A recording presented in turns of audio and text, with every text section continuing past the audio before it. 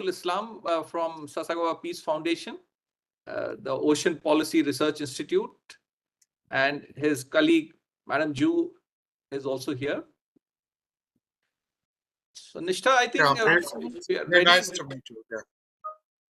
Thank you. Yes, sir. Just 1 minute to go. Yeah. Please wait. We'll start at the right time. We are all ready, basically. I just want to convey that to you. Sir, if it's okay, I'll switch on my camera at the time of the presentation. Yes. So that do you have a slide or you would like to? No, just no, I'll be speaking directly, Sure. not a slide. Okay. Thank you. Then we have checked audio video for you. Thank you, ma'am. Thank you. Sure. Thank you. Thank you. All right, I think we can start. So good morning to everyone who's joined us from India, and good afternoon to the ones who are joining us from Japan. Welcome to our webinar on the topic India-Japan Regional Dialogue on the Maritime Cooperation on the occasion of World Oceans Day. My name is Nishtha and I lead the Communications and Outreach at the Maritime Research Center. And I'm going to be conducting today's webinar on this auspicious day of World Oceans Day. First of all, happy World Oceans Day to everyone who's joined us. World Oceans Day is not just a symbolic observance, I would say it's a call to action. Covering over 70% of the Earth's surface, the oceans regulate our climate, they sustain our economies, and they also protect the marine biodiversity. And they are quite literally the fulcrum of life on our planet. So today's webinar is being hosted by the Maritime Research Center in collaboration with the Sasakawa Foundation, which is based out of Tokyo in Japan, and NirDhwani Technologies Pvt Limited. And we have with us the experts from India and Japan who have joined us today to explore the key issues related to the maritime cooperation between India and Japan. And we are honored to welcome a distinguished panel of experts who have graciously agreed to participate in this webinar. Today, we'll hear from a slew of experts, including Dr. Imadul Islam from Ocean Policy Research Institute at the Sasakawa Foundation. We also have with us Professor Shankari Sundaraman from the Jawaharlal Nehru University. So without further ado, I would first like to call Ambassador Anup Kumar Mudgal, who is a former Indian diplomat, and he's also a member of the Blue Economy Task Force in India, at FICCI in India. So Anup sir, over to you for your kind remarks. Thank you so much, Nishtha. In fact, I am today very especially glad to see two of my colleagues. I would call them experts. Dr. Islam, in fact, we have been meeting in various meetings, and we have been discussing about a possible collaboration between MRC and the Ocean Research Institute. I'm sure this beginning, which has now been made, will go a long way, and we would all benefit from that cooperation and value addition. And then Professor Shankari, in fact, again, we have been working on many issues together, especially with regard to Southeast Asia and Indo-Pacific. And I'm sure her contribution, because she looks at these things from a very different perspective, much wider, much deeper, and futuristic. Yes, because we are basically diplomatic professionals. Sometimes we are not able to see beyond a certain point. And that is where, in fact, the academics play a great role in showing the path. Because very often we come across a situation where there is a fork in the path. And we are not sure whether to take the left or the right or stay where we are. And that is where I think a 360-degree consideration by scholars like Dr. Islam and Professor Shankari, they come very handy, in fact. So I'm very glad and also very happy to see Nishtha and Catherine, who are working so hard on preparing a framework for marine spatial planning, which in my view is probably the most important enabler for oceans. So I will be very brief today because I'll have to rush for another conference, which by mistake I accepted without knowing that I am supposed to be here. I will be listening to the presentations without being kind of present in audio-visual format. First of all, let me also convey greetings to all of you on the World Ocean Day, which we have been now observing for several years. And for me, who has been kind of dealing with oceans in a pretty close format or setting, I think this day means a lot.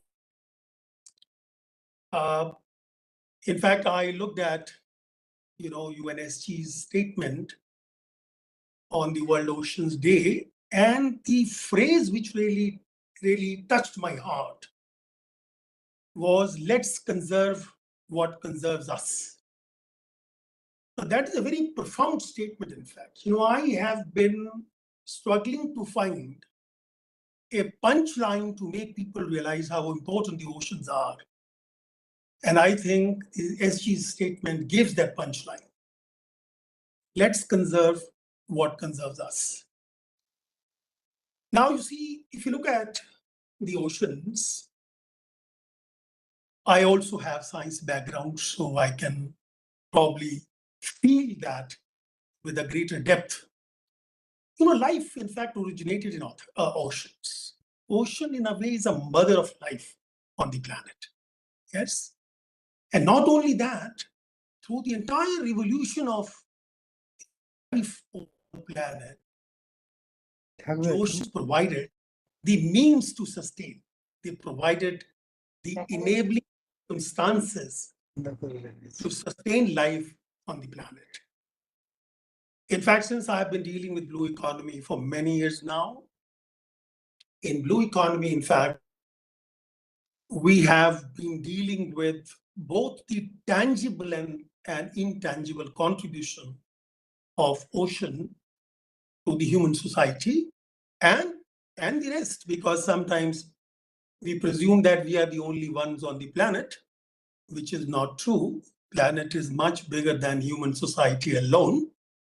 But the contribution of ocean to all of that is immense.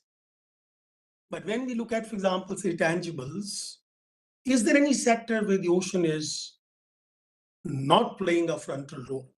Be it the food security, be it energy, transportation, minerals, recreation, you name it. And, there are estimates, which I think is an understatement, which says the value of blue economy is around $23 trillion. I think those who calculate this, they calculate this only from the viewpoint of tangibles. Yes, they calculate how much of fish, how much of food, how much of energy, how much of mineral and all that stuff. But if you really ask me, for me, the intangibles are certainly more critical and more important than the tangibles. There was, in fact, an estimate that by 2030, 35, the ocean sectors or the BE sectors, they will contribute more than their land counterpart in terms of the economic value addition and in terms of job creation. Now, it's a good news. Yes, it's a good news, but comes with a warning. And that warning takes me to the intangibles. Again, look at, we breathe without realizing where that oxygen is coming from. Yes, we take it for granted. 50% of the oxygen in the atmosphere is produced by the oceans. And after the whole debate on global warming, how much emphasis and investment has gone into carbon capture? Yes.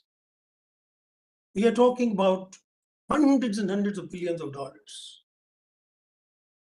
But 1/3 of the carbon dioxide produced by all activities on the planet are absorbed by the oceans.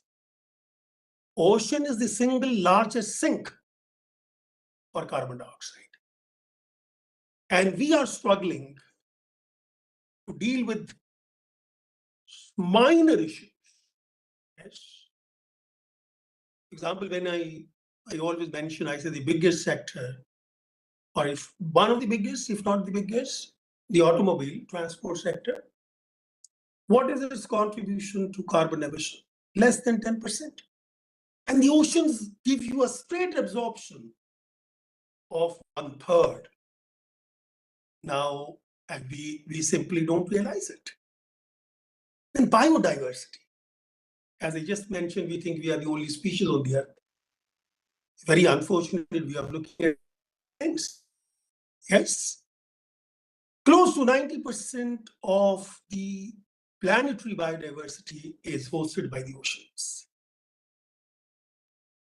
And then, I'm sure we are all listening to news and we're talking about, oh, the monsoon is about to arrive, monsoon has arrived, monsoon has stopped, monsoon is taking time to come. Where is this monsoon coming from? The water cycle on the planet is ocean's contribution.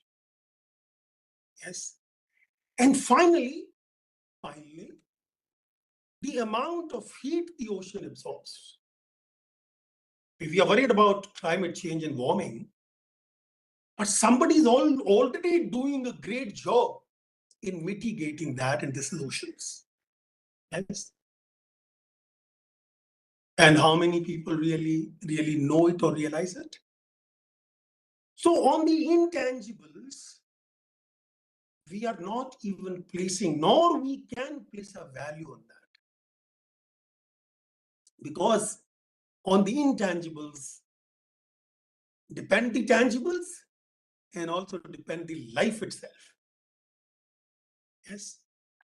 And now when we were dealing with blue economy, you go to any conference on blue economy, there will be an argument that with the land-based resources depleting, let's go to the ocean for additional resources. Yes. Because a body of water occupying 70% of the planet's surface, could we go there and get more resources? Now, my question is, how will the ocean respond when we go there? How will the ocean respond? Ocean will say, yes, I can provide some additional resources, but will you look after my health? Because if I am sick myself, how would I look after you? We have been treating the oceans for ages. We have been polluting oceans. We have been dumping waste. We have been overfishing. We have been even carrying out very underwater.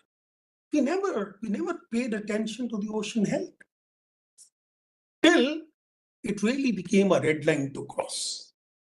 Yes, till it became a red line to cross. The ocean health is under severe threat. Threat from pollution, which is mostly generated from land. Ocean doesn't create any pollution of its own. It's all from land. From land, who? The humans. Yes. Who? In fact, I looked at a statement which says humans which occupy just 10% of the land have the guts to destroy 70%. of the ocean. That is an immense statement, in fact, what we have done to the oceans. There is tremendous acidification. There is loss of biodiversity. There is warming. Now, if all these things keep going on, believe me, our capacity to control global warming, all bets will be off. Without the ocean health, we simply manage that threat of global warming, which we term as existential threat. Now, the issue is, Professor Islam mentioned about the conference going on in France. And this is also a decade of ocean sciences. Yes. There will be, I'm sure, talk about all these things. How to relieve ocean from the onslaught of pollution and degradation of biodiversity. Yes. Now, when it comes to the factors which are hurting ocean health, some of the factors are visible to us. We can see them. Yes. We can see them how the ships are polluting. We can see them how the plastic is polluting.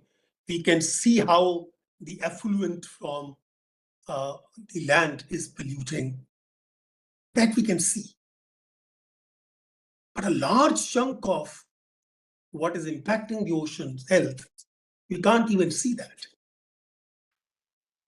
In fact, I always mention that you have to remember, we see the symptoms on the surface, but the causes are underwater. Now, unless we address the causes underwater, we shall not be able to address the consequences or the symptoms on surface. But UD, underwater domain awareness, is a relatively new term. Why it's new term? Because the immensity of knowledge and technology it needs, we didn't have. Right? We didn't have. How to manage this whole huge space and the mechanisms which were undergoing underwater in terms of the chemistry of water, physics of water, and the biology of water. We didn't have the means to understand that. As a result, we thought, all right, something which we don't understand, we close our eyes. And we closed our eyes. But now with the new technologies available, I think we can dig deep into the water and try to understand what's happening there.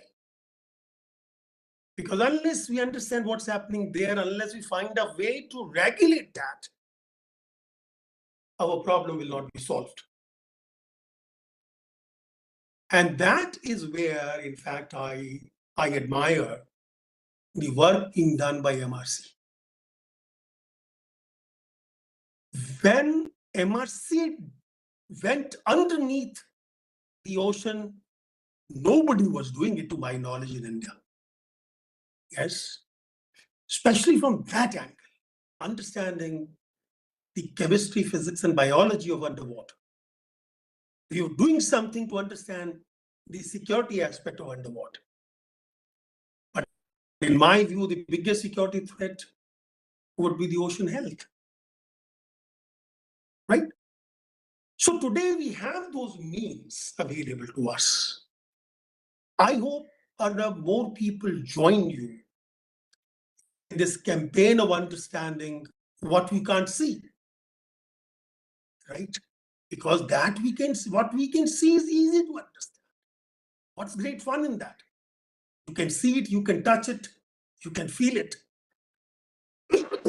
But something which you can't see, you can't touch, you can't feel, how would you understand it? That is the huge challenge which you have taken at MRC. Yes. And I'm very happy that, Professor Islam, you have agreed to join hands in that. Because I know this job is immense and cannot be done by one entity or one nation in isolation. It has to be a collaborative, whole of society approach. It will start from schools and go to the cutting edge of technology. You remember in one of the conferences, somebody asked a child, tell me what is the easiest way to control plastic pollution? And the child said, why don't you do it in the first place? Don't pollute. That is easy to do, but we don't like to do easy things. We want to do complicated. We create problems, then we take pride in solving them. Yes? But to know whether we are creating a problem, we still have to know the space in which we are operating. And underwater space we didn't know, and therefore we didn't know what kind of serious problems we were creating. But with your contribution and like-minded, I'm sure we will be in a much better position. Arma, you always talk about digital oceans, modeling and simulation. I was amazed to see a report last week where they have created a digital twin of a nuclear reactor. Yes. Which means they will be able to watch the nuclear reactors functioning 24/7 without taking the risk of getting close to the reactor. Arnab, that is the final objective of what you are doing. We identify the hotspots, and can we create a digital twin of that space in understanding what's happening there? That is my dream, in fact. One day, institutions like MRC would be able to create a virtual digital twin where you would be able to see what's happening underwater, and you would be able to take precautions in time. Yes. So that is what I have to say with my limited knowledge and understanding. But while I'm very sad about what we have done, I'm very confident what we can do to recover. I look at Catherine sitting here. Catherine is working so hard on marine spatial planning. And marine spatial planning would be an immense contribution to conserving the ocean and their health. Now, with these words, I will stop. I once again congratulate all of you, convey my greetings, and say, let's take a pledge. Let's conserve what conserves us. Thank you very much. Thank you, Ambassador Mudgal, for taking out time from your busy schedule. And of course, like all of us can agree to your remarks on the fact that, large chunk of what's happening, what's impacting our oceans cannot be assessed until and unless we go underwater. So thank you once again for your thought-provoking speech. And it was a great time having you, Ambassador Mudgal. So before moving on to the next presenter, I have a quick reminder. Please excuse me, I have to rush. I will be listening to the conversation, but I would not be present in audio-visual format. Thank you so much. Thank you, sir. Thank you so much. Thank you so much. Thank you. Thanks, Islam. Right. So before we move on to the next presenter, I have a kind request. If in the audience, we can keep our microphones off, since it disrupts the presenter and the speaker who's making the presentation. So now we'll move on to the next speaker. We have Dr. Commander Arnav Das, who is the founder and director of the Maritime Research Center. He is a former naval officer with two former naval Indian officer with 2 decades of active service and holds a PhD from IIT Delhi, specializing in underwater acoustics.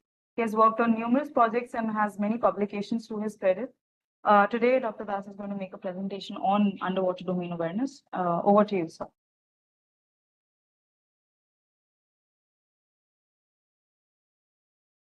Sir, you're muted. You can't hear you. Oh, sorry. Thank you, Nishtha, and thank you very much, Ambassador Mudgal, sir, for your very kind opening remarks. And it definitely sets the tone for our entire webinar. And we always continue to look forward to your guidance. So I'll continue with where Mudgal sir left, and the importance of underwater domain awareness has been well elaborated by him. You all know 75% of the earth is water. And I would also like to put a number of 90% lies below the surface of the water. And when we say 90% lies below the surface of the water, so it's extremely important if we have to manage the oceans or manage the water bodies. I mean, it is not limited to the ocean alone. Even the freshwater systems are so very critical. So we need to make sure that we are able to kind of understand, measure what's going on, and then only we can take it forward. So this underwater domain awareness, for which we also have a copyright, looks at the safe, secure, sustainable growth for all in the new global order. Now, when we say global order, what is the new global order? The entire global community is now strategically looking at the tropical waters. And the uniqueness of the tropical water has to be understood if we have to really go forward. The first and foremost, the rich biodiversity. So there is huge opportunity here to explore and exploit. But the other, and even in terms of the non-living resources, so the deep ocean resources that are there are immense. But the problem here is when we talk about underwater domain awareness, the sonar, which is the only means to see below the water, suffers 60% degradation. The conventional sonars, which were designed during the Cold War period, were designed for the temperate and the polar region. And the same instrument or the technology, when it is deployed in the tropical waters, suffers 60% degradation. So this is something we need to really be mindful. Otherwise, many of the countries in the Indo-Pacific, which are the, the global south, as we call them, are too heavily dependent on the technologies imported from the West. But if we don't understand these nuances, we'll really go wrong. Now, when we talk about the Indo-Pacific strategic space, the broader definition, I mean, in one way, people say from Hollywood to Bollywood, but the more important definition relevant for today's discussion is that it is the tropical waters of the Indian Ocean and the Pacific Ocean. So if we do not front load the tropical waters or the tropical characteristics, we are really missing out on a huge part of this whole discussion. Now, very important for us to understand that for any strategic perspective, people, economy, nature becomes a very important aspect, which mostly gets forgotten. I mean, the so-called development we talk, the indigenous people or the coastal people or the riverine people are the biggest victim of development. So whose development are we talking about? So the inequality and the lopsided definition of development really puts us in a very, very difficult situation. So when we talk about people, how the coastal communities can be part of this whole development initiative is something we need to look at. We'll elaborate this a little more. So the inclusive governance is a very important part, and livelihood potential. Today, I mean, if you just look at the fishery sector, 90% people are owning only 10% of the revenue. And the 10% who are engaged in corporate fishing or corporate fisheries are earning 90% of the revenue. So even the policy making gets very, very skewed.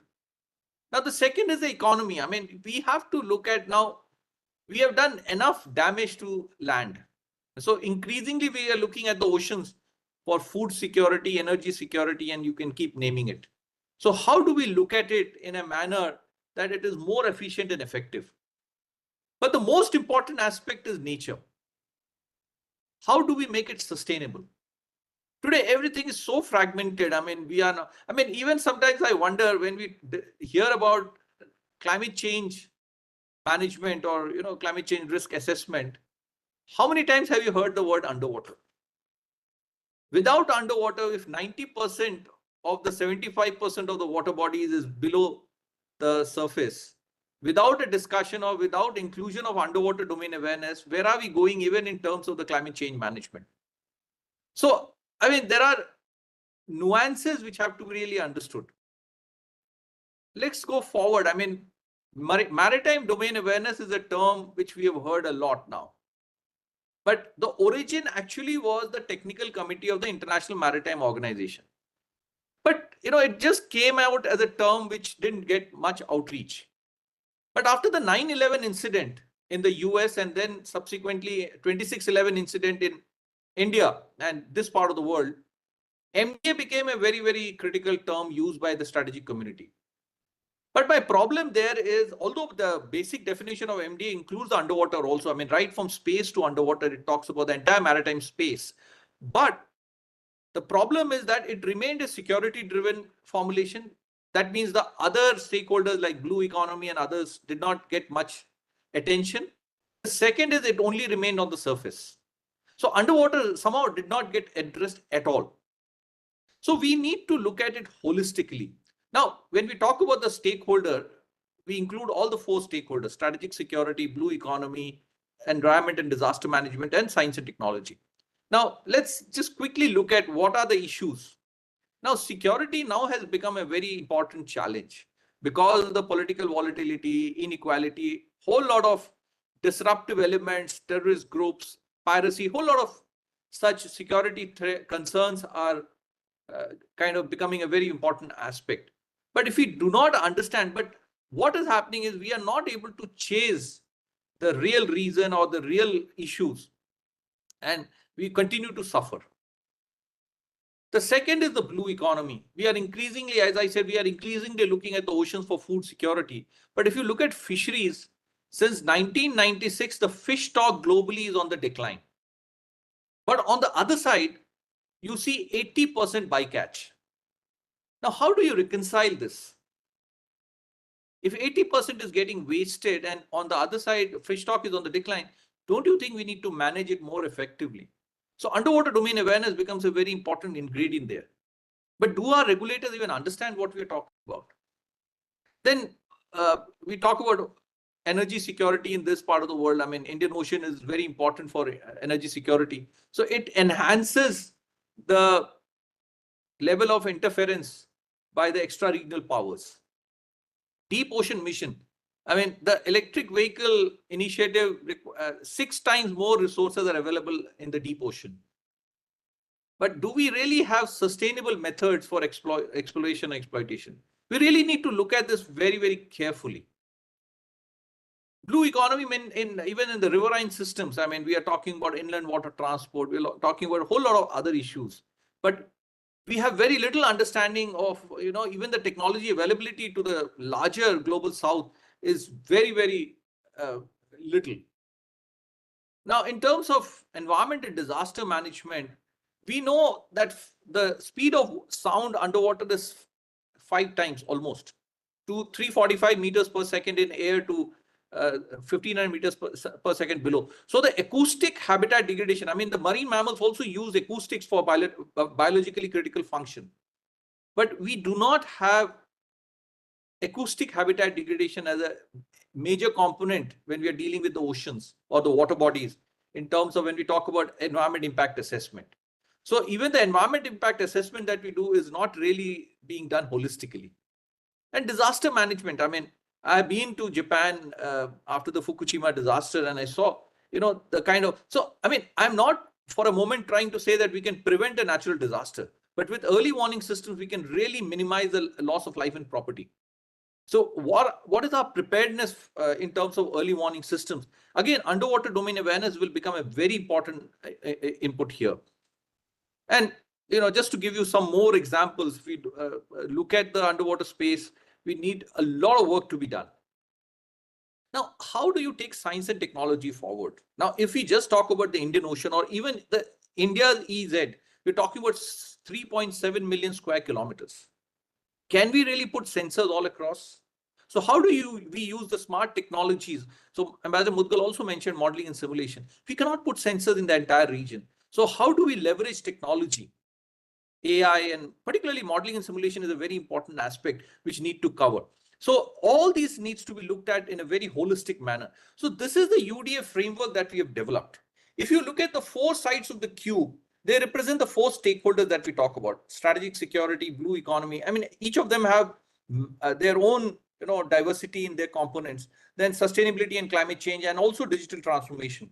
The four sides of the cube may have their own specific requirement, but the core will always remain the acoustic capacity and capability building. If your sonar, which is being used by irrespective of the user, if it is giving 60% degraded performance, but the developing world or the global south continues to buy these equipment from the West.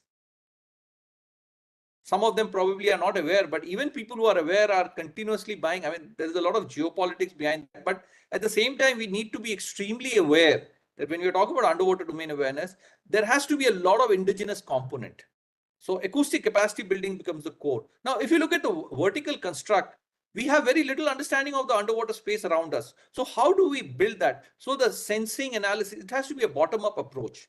A lot of areas are not regulated at all, but there are many areas which are over-regulated.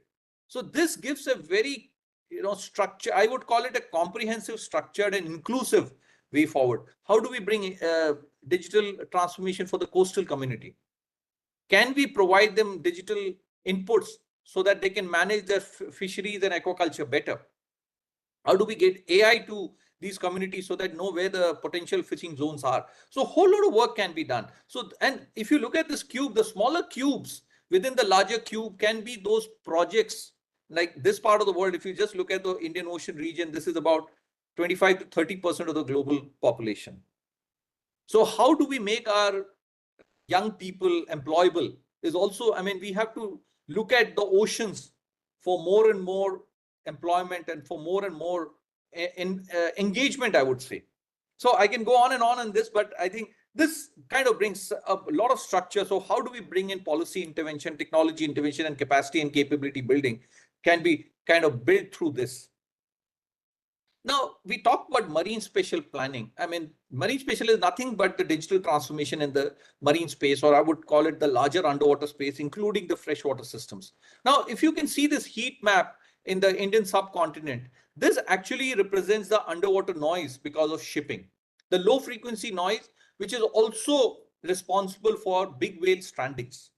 Now, in the western coast of India, we have seen a massive spike in the big whale stranding. So it's a very serious sustainability concern.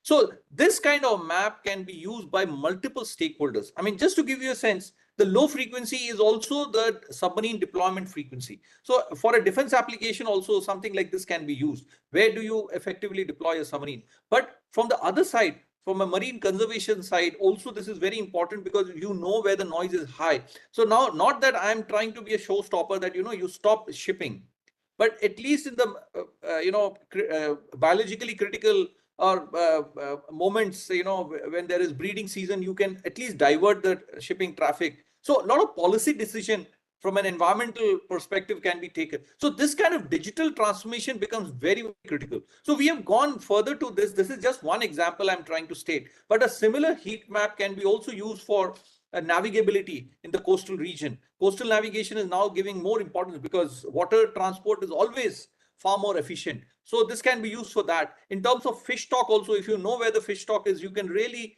do the planning of the coastal region far better. So multiple applications. So this is what even the UNESCO is also trying to promote globally.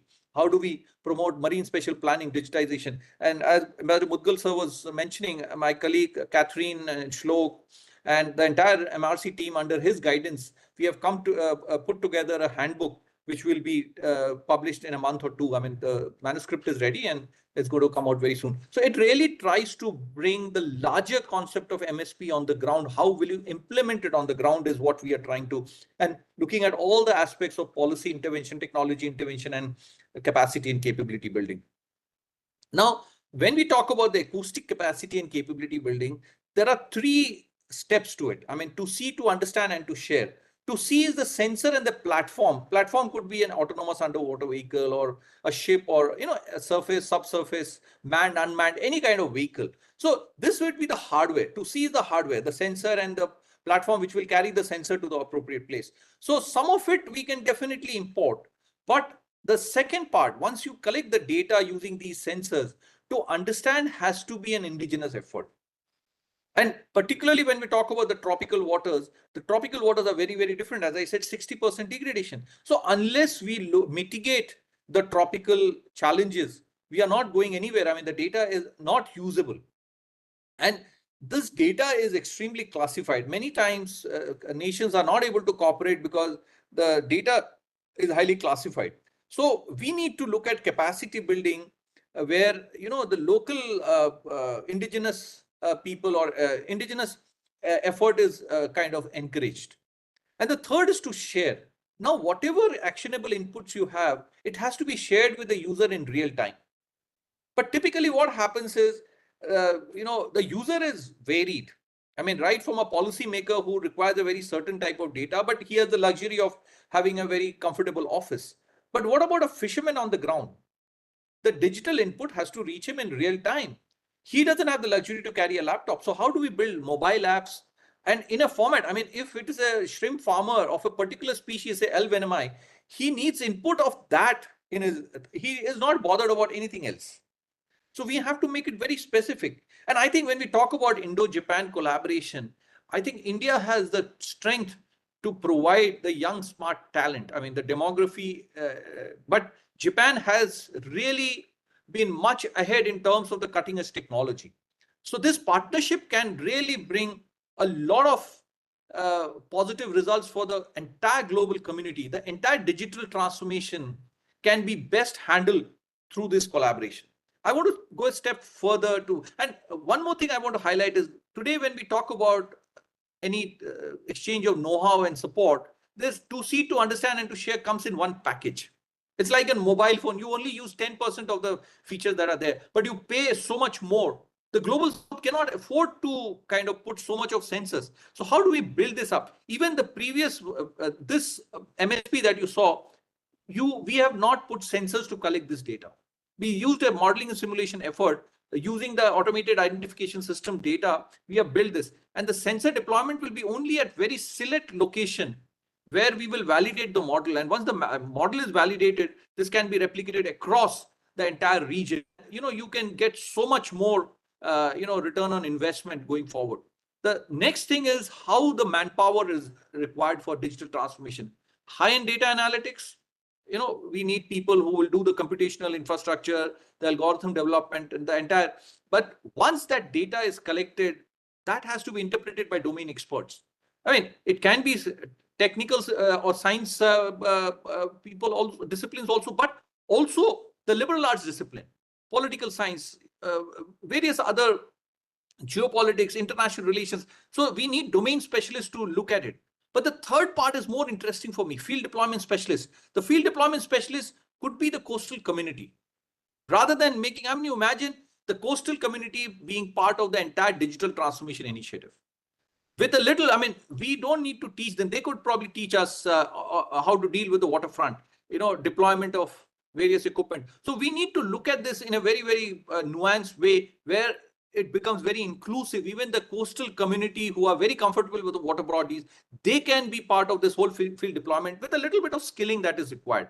So we have developed those skilling programs as well. So I think I'll stop here and hand over back to Nishtha. So in terms of the Indo-Japan collaboration, I think there's so much more we can do together. Japan has been at the forefront. They have developed a lot of hardware, a lot of, they have been sailing across the world, collecting data. So the Indian demography and the Japanese, comfort with the oceans can be a great partnership, and we really look forward to working together. Back to you, Nishtha. Thank you so much. Thank you so much, sir, for your insightful presentation. Now, I think we'll move on to the next speaker. Without further ado, we have Dr. Mingyao Zhu, who is a senior research fellow, research fellow at the Ocean Policy Research Institute at the Sasakawa Foundation since 2020. She received a PhD in aquatic bioscience at the University of Tokyo, and her research field is marine management and policy, primarily focusing on fishery stock assessment using models such as spatio-temporal models, marine ecosystem models, and recruitment forecasting models, among others. So the floor is open for you, Dr. Zhu. You can take over. Thank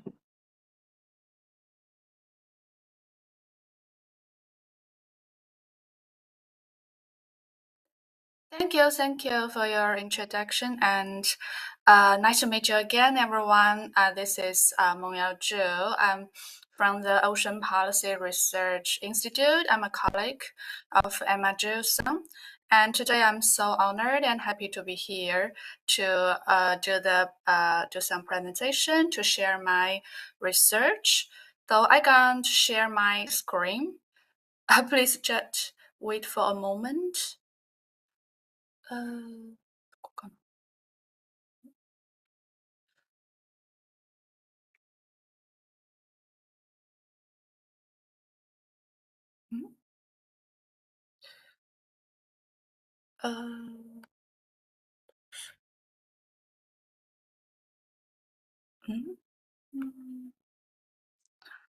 sorry, I'm not sure if I can.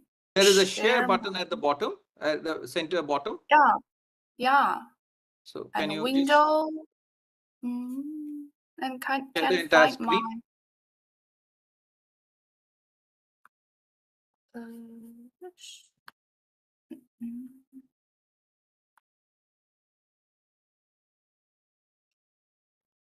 It's better to use the entire screen.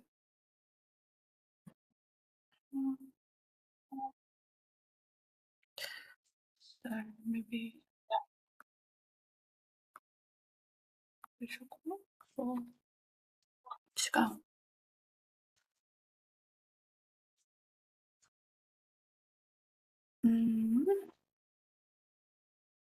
Dr. Islam, maybe we can have your presentation before, and then we can request. Okay. Can you No, it's see here. my Here. Oh, perfect. Yeah, ma'am. It's Please. here. Go ahead. Thank you. I'm sorry. And yeah, so today I can talk about a research project I was involved in. It's called Building a Digital Ocean Society. So my topic is almost focused on the marine digital transformation part. And in this project, I'm focused on to introduce our outcomes, that is visualizing the annual transformation of ocean policy in Japan using text mining technology. So about our research project, the Building a Digital Ocean Society. So our aim is to realize the Society 5 in the ocean. So what is Society 5? Actually, in a very brief word, now we are in the Society 4. The Society 4 has a lot of problems, and we need to solve. And in Society 5, that means we can use the big data, and also by using the artificial intelligence to connect the cyberspace with the physical space to solve a lot of problems we are facing now. Of course, in the ocean or in our society. So our project is called the Building a Digital Ocean Society. That is to gather the wide variety of information from the ocean and through the use of big data in the ocean to achieve an advanced fusion of cyberspace and the physical space in the ocean. And there's a two main pillar in this project. One is called the ocean visualization, and another one is the ocean space collaboration. So with these two pillars, we want to have a better marine domain awareness, and finally we can realize the Society 5 in our ocean. So today I gonna talk about why we're going to use the text mining to analyze the marine policy. Actually, as you argument mentioned that the sustainable use of our ocean is very important, including solving marine issues scientifically and become more scientifically. We need more data. With the rapid development of the diverse ocean observation technologies, ocean data actually grows very fast in last decade, and it almost forms the ocean big data. But the study of the data based on marine policy making is still inadequate. Now, as a Ocean Policy Research Institute or Ocean Policy think tank, we think it's very important for us to promote this kind of data-based marine policy making, and especially for the utilization of the text data of the marine policy is very important. Though actually in Japan, there are a lot of ministries exist that related to the ocean. For example, there are Ministry of the Agriculture, Forestry and Fisheries, and also the Ministry of the Land, Infrastructure, Transport, Tourism, and the Ministry of the Environment, and so on. So all this kind of ministry just influence or determine some kind of marine policy, and they published a relevant white paper each year actually. So as a result, the policy interaction among this ministry in Japan is very complicated. A quantitative and simplified quantification of these policies is essential for improving ocean governance in Japan, also around the world. However, to our best of knowledge, the temporal trend of the ocean policy in different ministry has not been examined based on some technology, for example, the text mining analysis. So our objective is to use the text mining to analyze the text data from the multiple white papers to comprehensively visualize the annual transformation of ocean policy in Japan and to clarify the similarities and differences in their concerns or hot topic of various ocean-related organizations that published the white paper. Our method is including 5 steps. The first one is, of course, the data selection. We select the white paper because the white paper is an annual report outlining the status of the political, environmental, social, and government measures and published online and available to the general public. So everyone can check out this white paper, and this white paper plays a very important role in policymaking process. So we choose 3 different kind of white papers.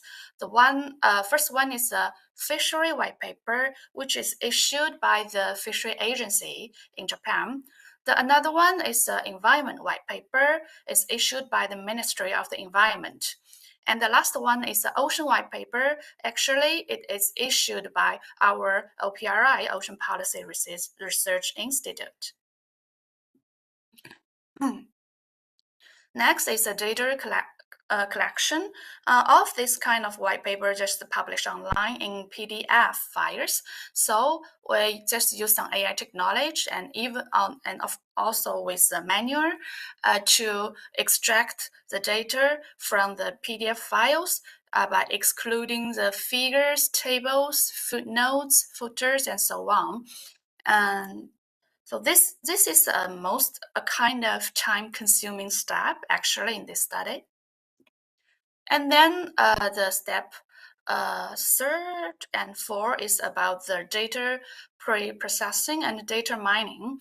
We do these 2 steps in an application called Cage Coder to automatically analyze the text data by and developed by a college in Japan.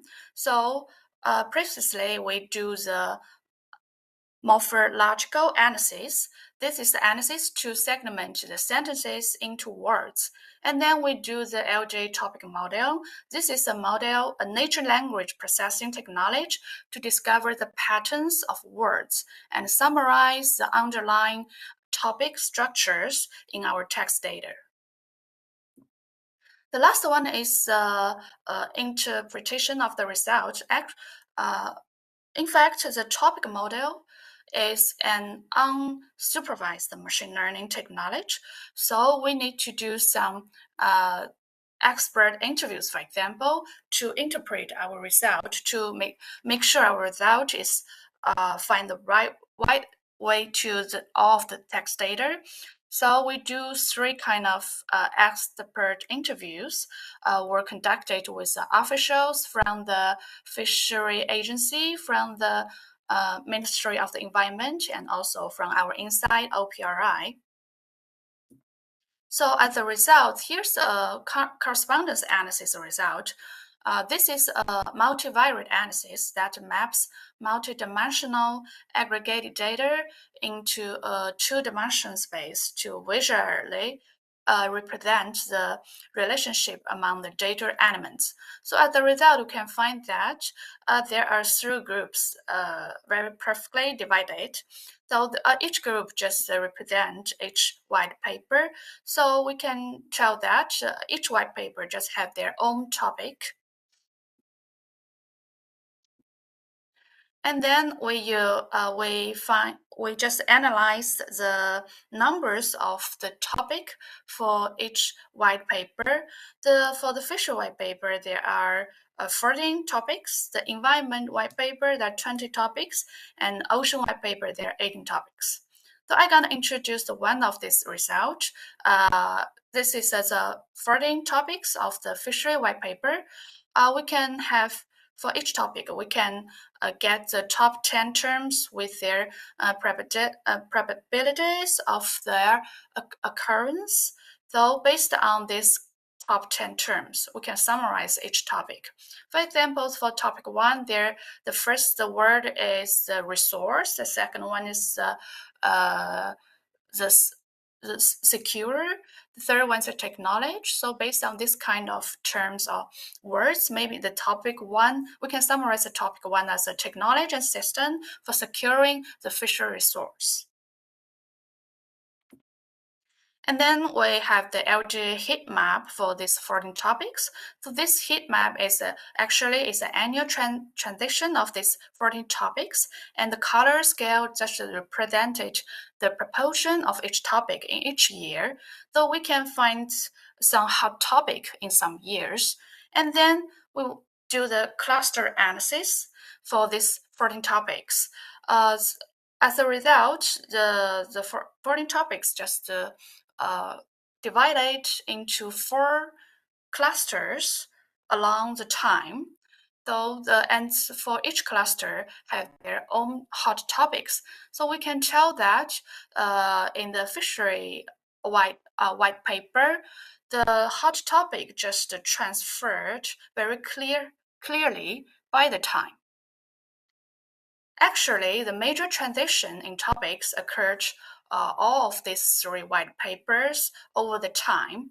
Though for the fishery white paper and the environment white paper, so actually this two kind of white paper just issued by the government institution.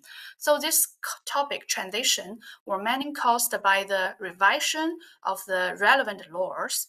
And speaking to the ocean white paper that issued by us is NGO. So this topic transition will closely relate to the development of the worldwide ocean initiatives. And the expert interviews revealed that the experts' view on the topic and the transition of the policy focus were generally consistent with our analysis result. And here I want to pick up one of the big issues, that is the Great East Japan earthquake just happened in 2011. And to this kind of big issue, all of the white paper, the 3 of the white paper, just all responded. but the responses and the reaction differed among the ministry, and each ministry or institution had different interests or their unique topics. So the fishery agency just responded in 2011 very rapidly, and their concerned are resource management and the fisheries. Our OPRI just responded in 1 year later in 2012. We are concerned is the tsunami damage and the related education. The Ministry of the Environment responds the same year 2012. Their concerns are nuclear regulation and power generation. So to conclude our discussion, the text mining provide a very singular and clear picture of the overall framework of the white paper, including not only more concise topic and their annual variation, but also topic transition, which provides scientific reference for future policy decisions. And it is possible to efficiently analyze the vast specialist among annual report using the text mining to obtain useful information, even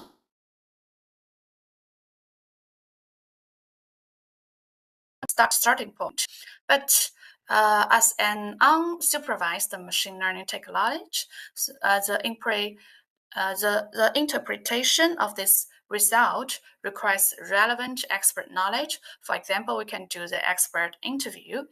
So as to our topics today, actually, I think the collaboration between Japan and India is very important, and there's a lot of things we can do in the future.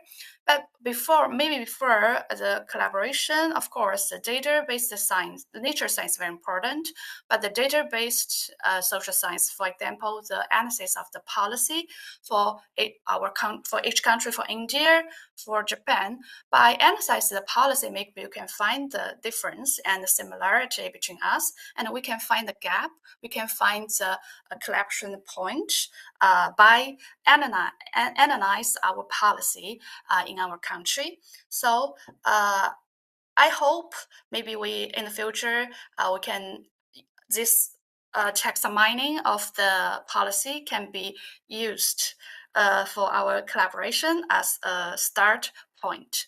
And that is all from mine. Thank you very much for your attentions. ご清聴ありがとうございました。Much, Ms. Zhu, for your presentation. Thank you for presenting the work that you do at the OPRI. It was a pleasure listening to your presentation. Very insightful indeed. I think we'll now move on to the next presenter. We have Dr. Imadul Islam from the Ocean Policy Research Institute at the Sasakawa Foundation as well with us. So a little bit about Dr. Islam. He's a senior research fellow at the Ocean Policy Research Institute in Japan. He's also serving as an advisor special envoy to the chairman, Royal University, Dhaka, Bangladesh. Dr. Islam served as a development expert and researcher in three different organizations before his stint with the Sasakawa Foundation, including the Center for Bay of Bengal Studies at the Independent University, Bangladesh, for research and evaluation. Over to you, Dr. Islam.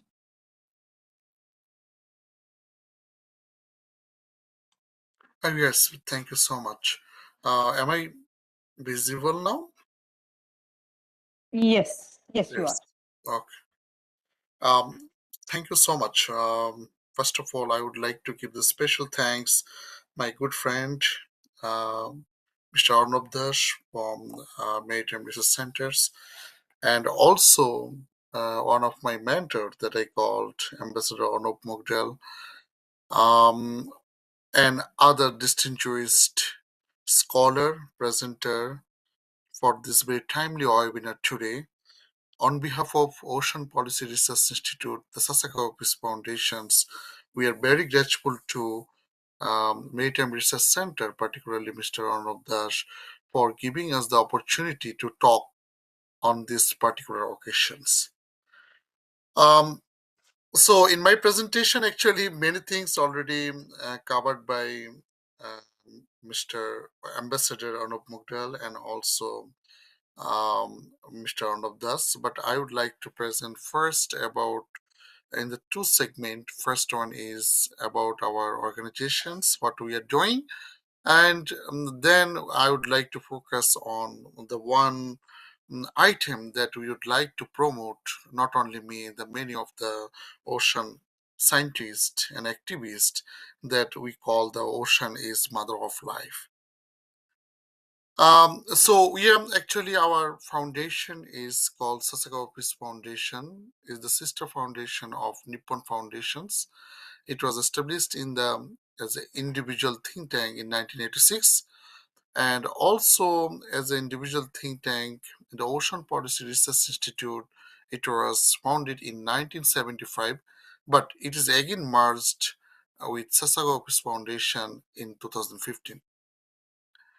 As I mentioned, that is the one of the biggest foundation in the world, and we have very big endowment, and we have 5 priority goals in Sasakawa Peace Foundations, and one of major goal is realization of a peaceful world through the oceans. So under this goal, we are actually operating different programs under the Sasakawa Peace Foundations. One is under the Ocean Policy Research Institute. It's under 2 divisions. One is called Division of Vision and Ocean Vision and Actions. Another is Division of Island Nations. Um, and nowadays we are doing different activities in terms of the oceans. Our presence is all over the world. It started like that Arctic nation to the polar nations, Caribbean nation, island nation, Indian Oceans, and also the third pole, that which we call in our Indian Ocean countries, Hindu Kush Himalaya adjacent countries. So we are particularly doing in many other works in maritime security, Mandarvis Digital Ocean Society, and we have a very good presence in the international platforms, so particularly for even our ocean conference, UNESCO Ocean Decade target, and also the different level formulation of the policy in the Indian Oceans, particularly in the Pacific Ocean countries. And we are also actually contributing in the capacity building. So this is about in our organization what we are doing. We are actually commissioning the research. We are evidence-based policy making, and particularly in the sustainable ocean governance, and in highlight to always the international policy that is aligned with Japanese goal like free and open in the Pacific uh, tar- targets, and also the UN Ocean Decade of Action of Science. So, as I mentioned that my presentation today, I would like to focus on something. This is very relevant nowadays. So, as you know that in Japanese is traditionally one of the proverbs is called that ocean is mother of life. So, and in my presentation, I would like to try to focus on these particular matters. Um, Here is actually very recent statement made by David Attenborough, a famous director, a documentarist, and delivers a very powerful message. And he mentioned that after almost 100 years on the planet, I now understand the most important place on earth is not a land, but at the sea. So this is very clear message from one of the great activists in his lifetime. Is almost the 100 years he realized. But today, we are very much lucky that in my age and many of our young generations, they are also get receive this message from this from his philosophy that the key of in the world is sea, not in land. So how it's actually? So you know that my previous both of speakers already gave this data on these things, because in the first of the world, origin of life is began on the oceans, nearly that's called 3.5 billion years ago. And it's so ocean is starting point actually, and it's also the cradle of biodiversity. So it's called the home of over more than 230,000 known species, but there are many of yet to be under discovered. We are not able to discover it yet. So it's again based on the biodiversity, it's a home of species. Again, that also the Ambassador Mogdal and many of we know that we are now facing the heat stroke and climate change impact. But you know that the Earth excess heat, almost the 90%, actually absorbs by the sea. It's like mother. They always actually took the all responsibility, all painful situation to guide or to nurture their children in that way. And also the carbon emission is their ocean absorb almost the 30%. But it's the source of the our all types of protein. It's about 3 billion people, their job, their livelihood, and everything. And as Ambassador Muda also mentioned, that is the half of the oxygen of the world. So all of this data, and it's scientific items, and many of these, it's directly we claim that the ocean is the mother of life. So, and if we go to the another big statement, we call that the ocean is not just a body of water, it's the bloodstream of the global economy. So, you know, again, the global economy is totally depends on the oceans. 80% of our shipping and many other port activities and our economic return is come from the oceans. So, if we're talking about the connectivity, if we're talking about the power, if we're talking about the all of relevant activities done by the major power, minor power, soft power, it's all depend on the waters, and it's proved today. And it's always called that ocean is again, it's there is the potential for $3 trillion blue economy and the prospects. But all of these are under threats.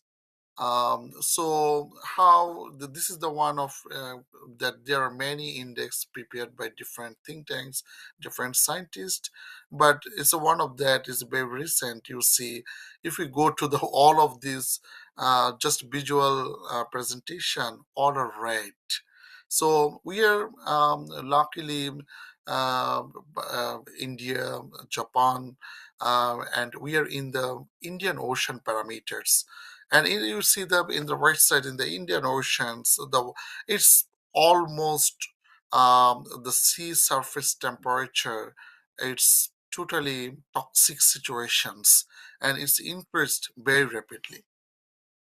And also the when we're talking this mother of life, this mother of life is under threat, and this for work and advocacy purpose we call the ocean health. I think the Maritime Research Centers and all of the think tanks that we are talking about, underwater domain awareness, and everything is about to healthy health situations for the oceans. So there's again some scientific evidence, you know, that IPCC prepared the adverse impact from human caused climate change is actually continuing to intensify.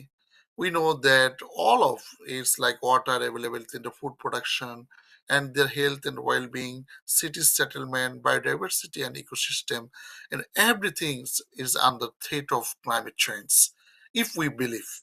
Yes, there are multiple countries, the leaders, the scientists, still they are not believing and they are not participating in the journey.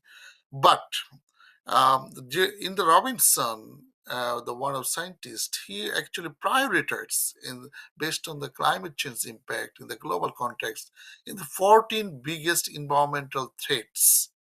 And out of these 14 biggest environmental threats, five is directly relevant to the what we call in ocean.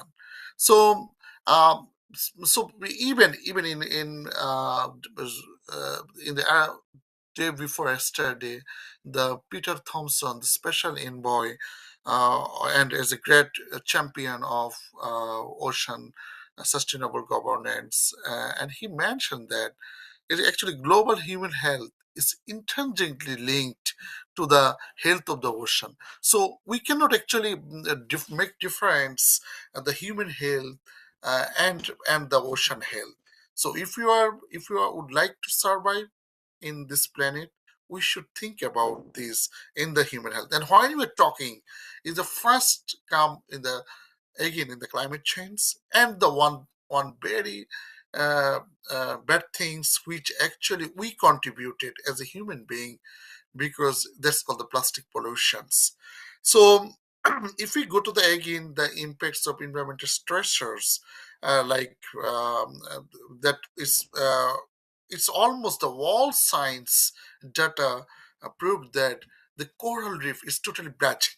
So it's after the 90% of the coral reefs could vanish by the 2050. So can you imagine how much big challenges for that is? Here is the some narration in the even in the religion, those who are believe, because our life in human life and the coral life is totally how to write side by side. If coral reach coral is available in the oceans, the human life is still continue. If it is died, so here is some indigenous belief that our human life would be also dead. So this is very much important, but science again is also believed that there is very few years, only 20 years or 25 years is remaining to actually conserve the coral reef. So again, if as I mentioned in the previous slide, we you people also know that the sea surface temperatures it's increasing is increased very rapidly, and also the ocean pollution. The pollutions, the one item actually, particularly this single-use plastic or the different types of plastic, and it's using the chemical. It's all situations. The data reveal that 8 billion of plastic is already in the ground of oceans. So here one very big argument that even in our main source of protein in from the ocean is we call that fisheries. So in almost microplastic now found almost 60% of uh, fisheries. So how much dangerous in this, and also the due to the what would I say, the climate change impact, the iceberg melting very fast, and we are living in the one another big what would I say, we actually most of the time define it's called the third pole, that is Hindu Kush Himalaya. In this Hindu Kush Himalaya, the glacier is melting very fast. So if this is happening and with this particular time, that assume that uh, due to the severe sea level rise, 900 million people in acute dangers. And it's again the food and water security. Till to date, even in we are now in very advanced technological age, 2 billion population, they are the insecure about their what would I say, water. So pure drinking water is not available. Even there's everywhere is the water. So yes, so in the policy institute like Sasakawa Peace Foundation and the Ocean Policy Research Institute, we are from the front line to working not only in the policy, we are also working in the very ground level, evidence-based research, on particular items. But we are also contributing in the global climate change agreement and ocean protection efforts. So, for example, if we see the key milestone of global climate and biodiversity agreements, this is started in 1987 in the Marine Protocol, and the very success and champion one is the Kyoto Protocol, and then 1992 was also the UN Framework Convention on the Climate Change, Paris Agreement.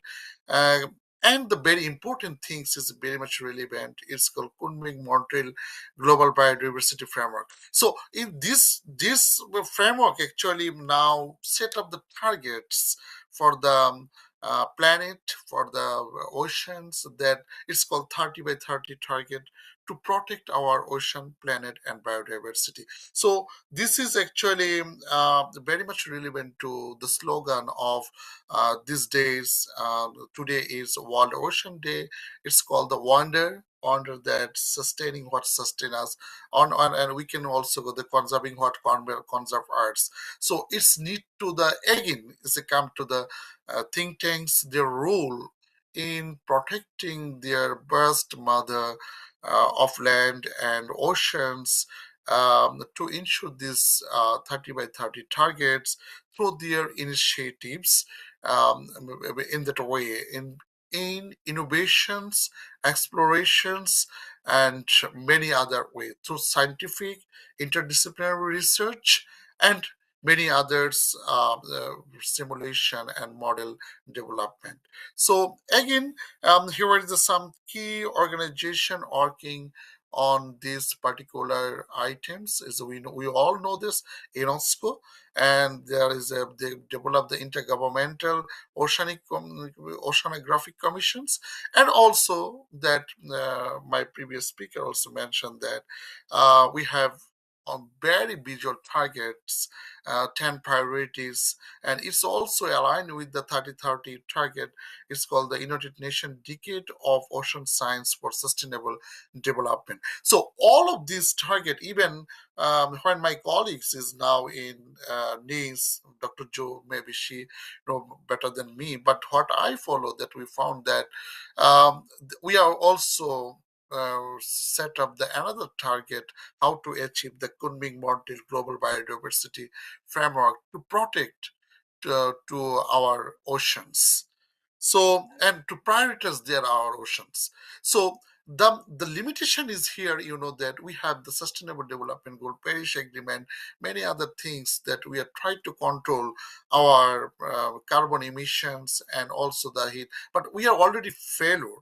But the main items we need to focus on how can we see the in the future.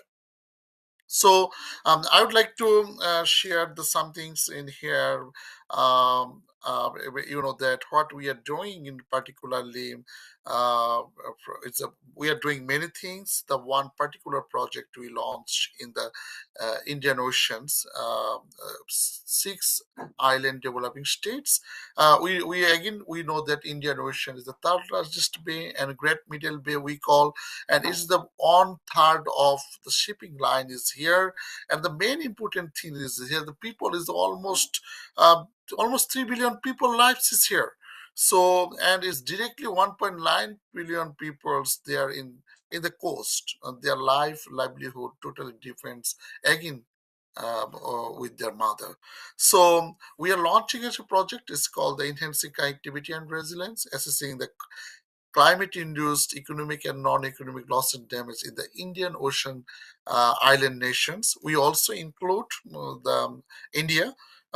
So India, the part of the Andaman and Nicobar Island, and the 6 countries is called Madagascar, Maldives, Mauritius, Seychelles, Sri Lanka, and Comoros. So it's all about that. Before going to do anything, we are talking about the science. Science is based on the evidence. So we would like to again create the database, we are also going to give some evidence. So the 6 small island states, some data is here, that all of there is a one common characteristic. Their mainland is very small, but their exclusive economic zone is very, very big. So again, the ocean is big, so we need to protect it. So here's, I would like to mention that another things, how it's why it's important to the, not only for the adjacent country of Indian Ocean, these 32 countries, it's also important for actually Japan. In the Japanese parameter, that 78% of the crude minerals is the shipping line is come to the Indian Oceans. So the security, the traditional security and the non-traditional security is everything is important. If there is something happen due to the climate change, and so it's directly impact to the Japanese economy. And since the Japanese economy also, there are multiple Asian, Central Asian countries, their economy depends on the Japan. So it's collectively also impact on this Asia. So we are actually conducting this research. One of the toolkit that is produced by IIED.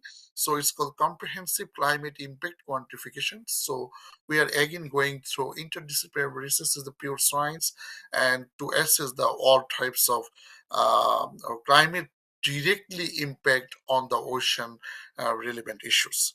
So so the report actually here. Sorry.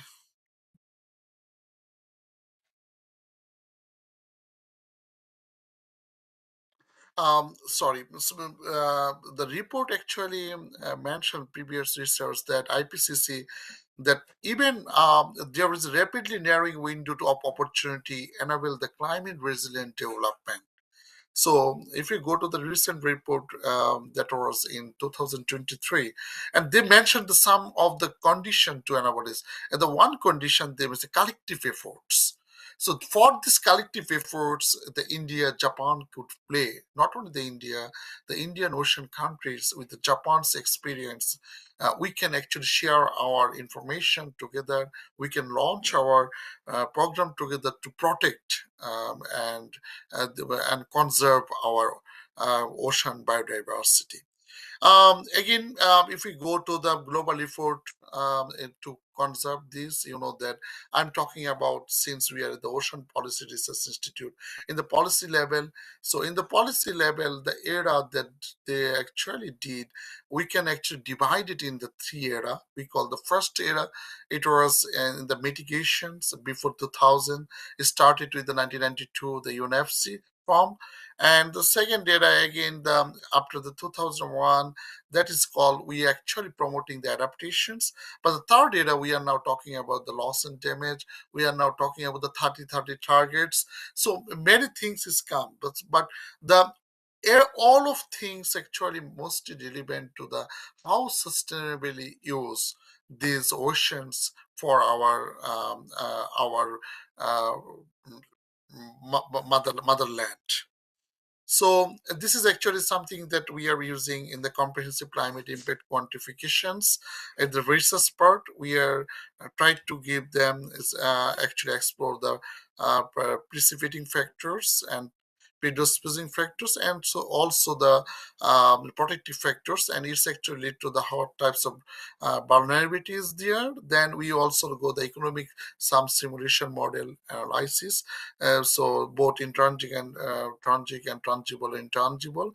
And the core nobility of this research, we are not only the focus on the economic impact, it's also focused combinedly in the non-economic item, and not only the just stop in the one item. So we also develop the solution framework. What is the responsibility for to ensure the resilient ocean or ocean communities or coastal communities? So what are the responsibility for the coastal people?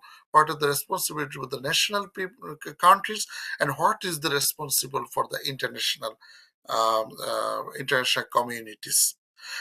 So since we are talking about that, we are actually, as organizations, we are contributing in the many way. We are the biggest partner of UNESCO and United Parameters.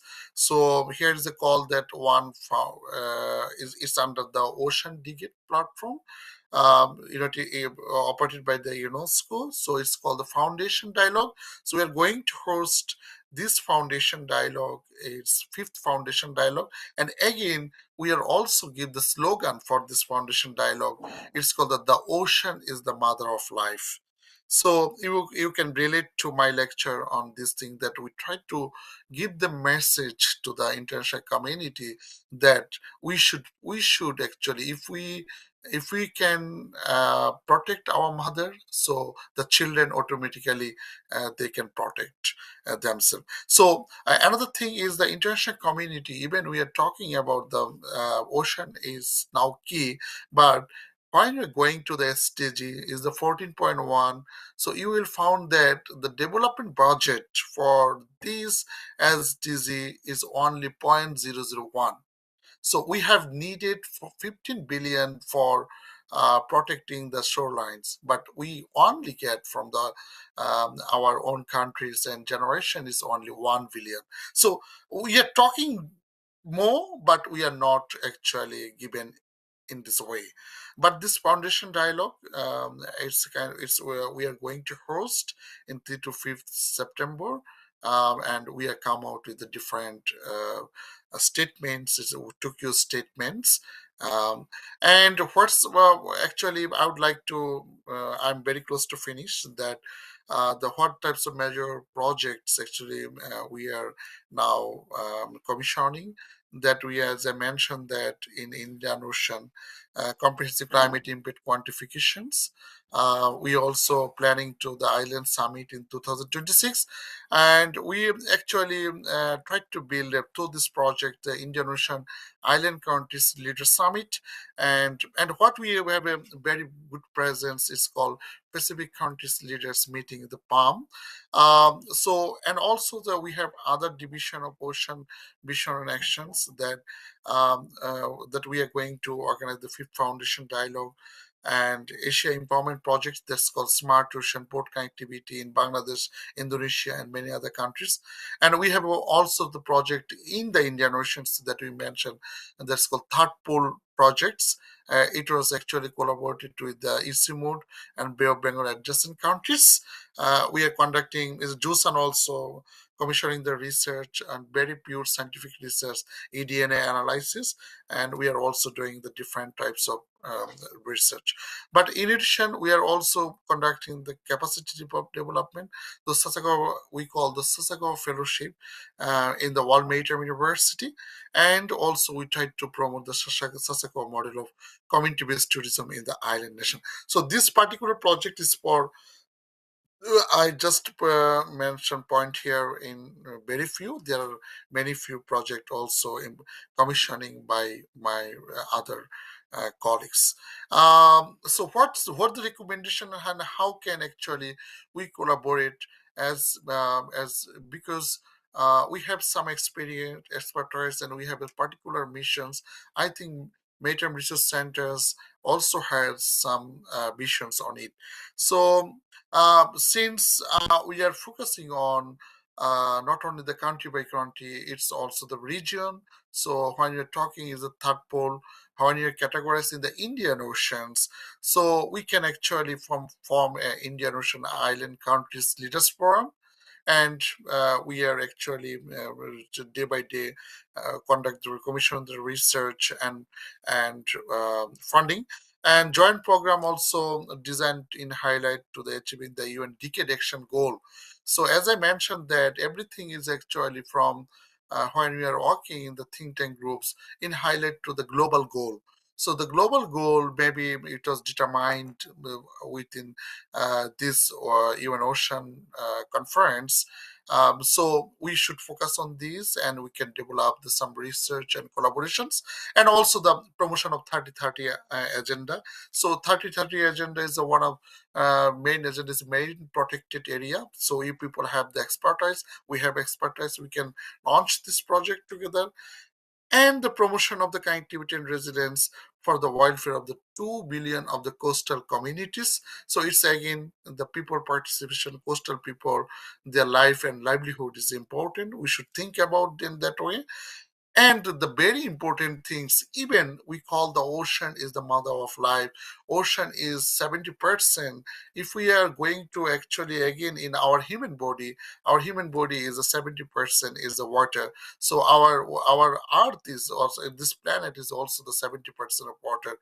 But when you are going to our educational curriculum, you will really find that at the very beginning of the stage, we are studying about oceans. So what we should do, that we can also collaborate if there is any idea that is promotion of the ocean literacy in the Indian Ocean countries. So the one thing from my research in the plastic pollutions, that I found that only we can solve the problem to creating the awareness among the very early stage of the education, to promotion the environmental educations in our curriculum.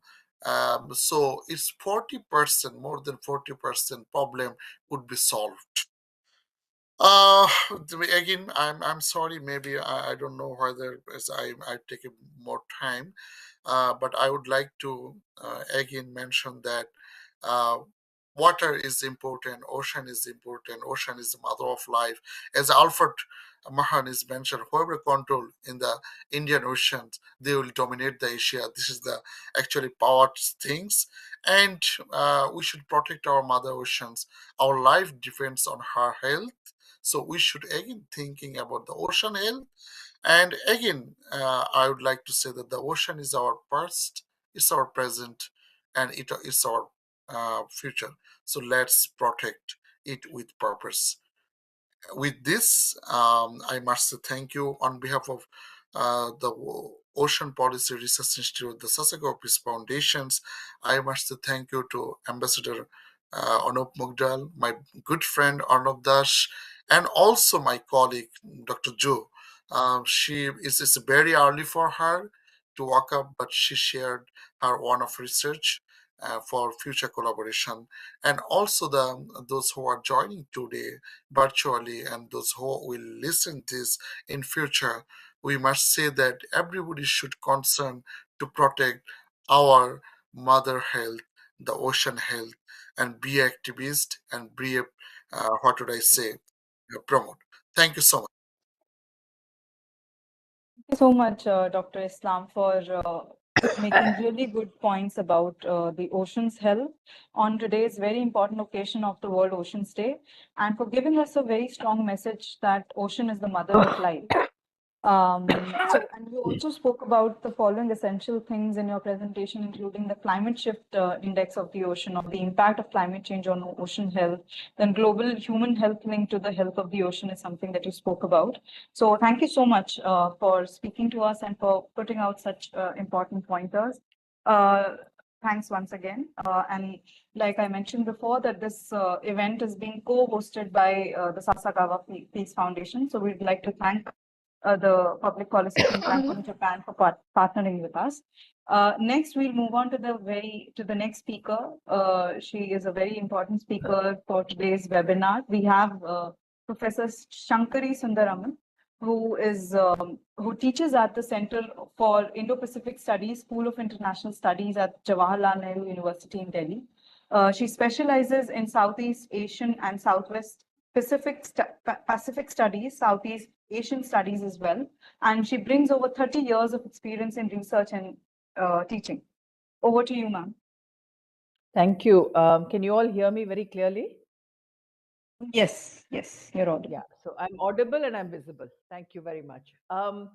Let me first thank the earlier panelists who have spoken so much at length in terms of the issues that are very critical in terms of how we look at the oceans and how we sort of evaluate where this entire context of cooperation towards sustenance of the ocean life becomes important. Now, having heard the speakers, I want to first of all start off with a very sincere thanks to Commander Arnab Das as well as to Ambassador Anup Mudgal for asking me to join. In his introductory remarks, Ambassador Mudgal made a statement that he and I, as Nishta has read out, we work on very different areas, particularly because I come as an area specialist on Southeast Asian studies and the larger context of how the Indo-Pacific as a mega region has today evolved and how the regional architecture is sort of shaping itself. Ambassador Das also in his presentation, I'm going to take three very important points that were made. Ambassador Das in his presentation, Commander Das in his presentation made the statement that liberal arts specialists have to come in at some point. And I think I may be able to sort of fill in the gap as a liberal arts expert and come in here. And I think the entire very important statement that Dr. Islam made towards the end of his presentation, while he quoted Alfred Mahan saying that whoever controls the Indian Ocean controls Asia, sort of will set the stage for my own presentation today, because I think what we have heard so far in all the presentations has been an excellent understanding of the the non-traditional security aspects that are critical to the region and how these NTS issues are driving the entire path forward.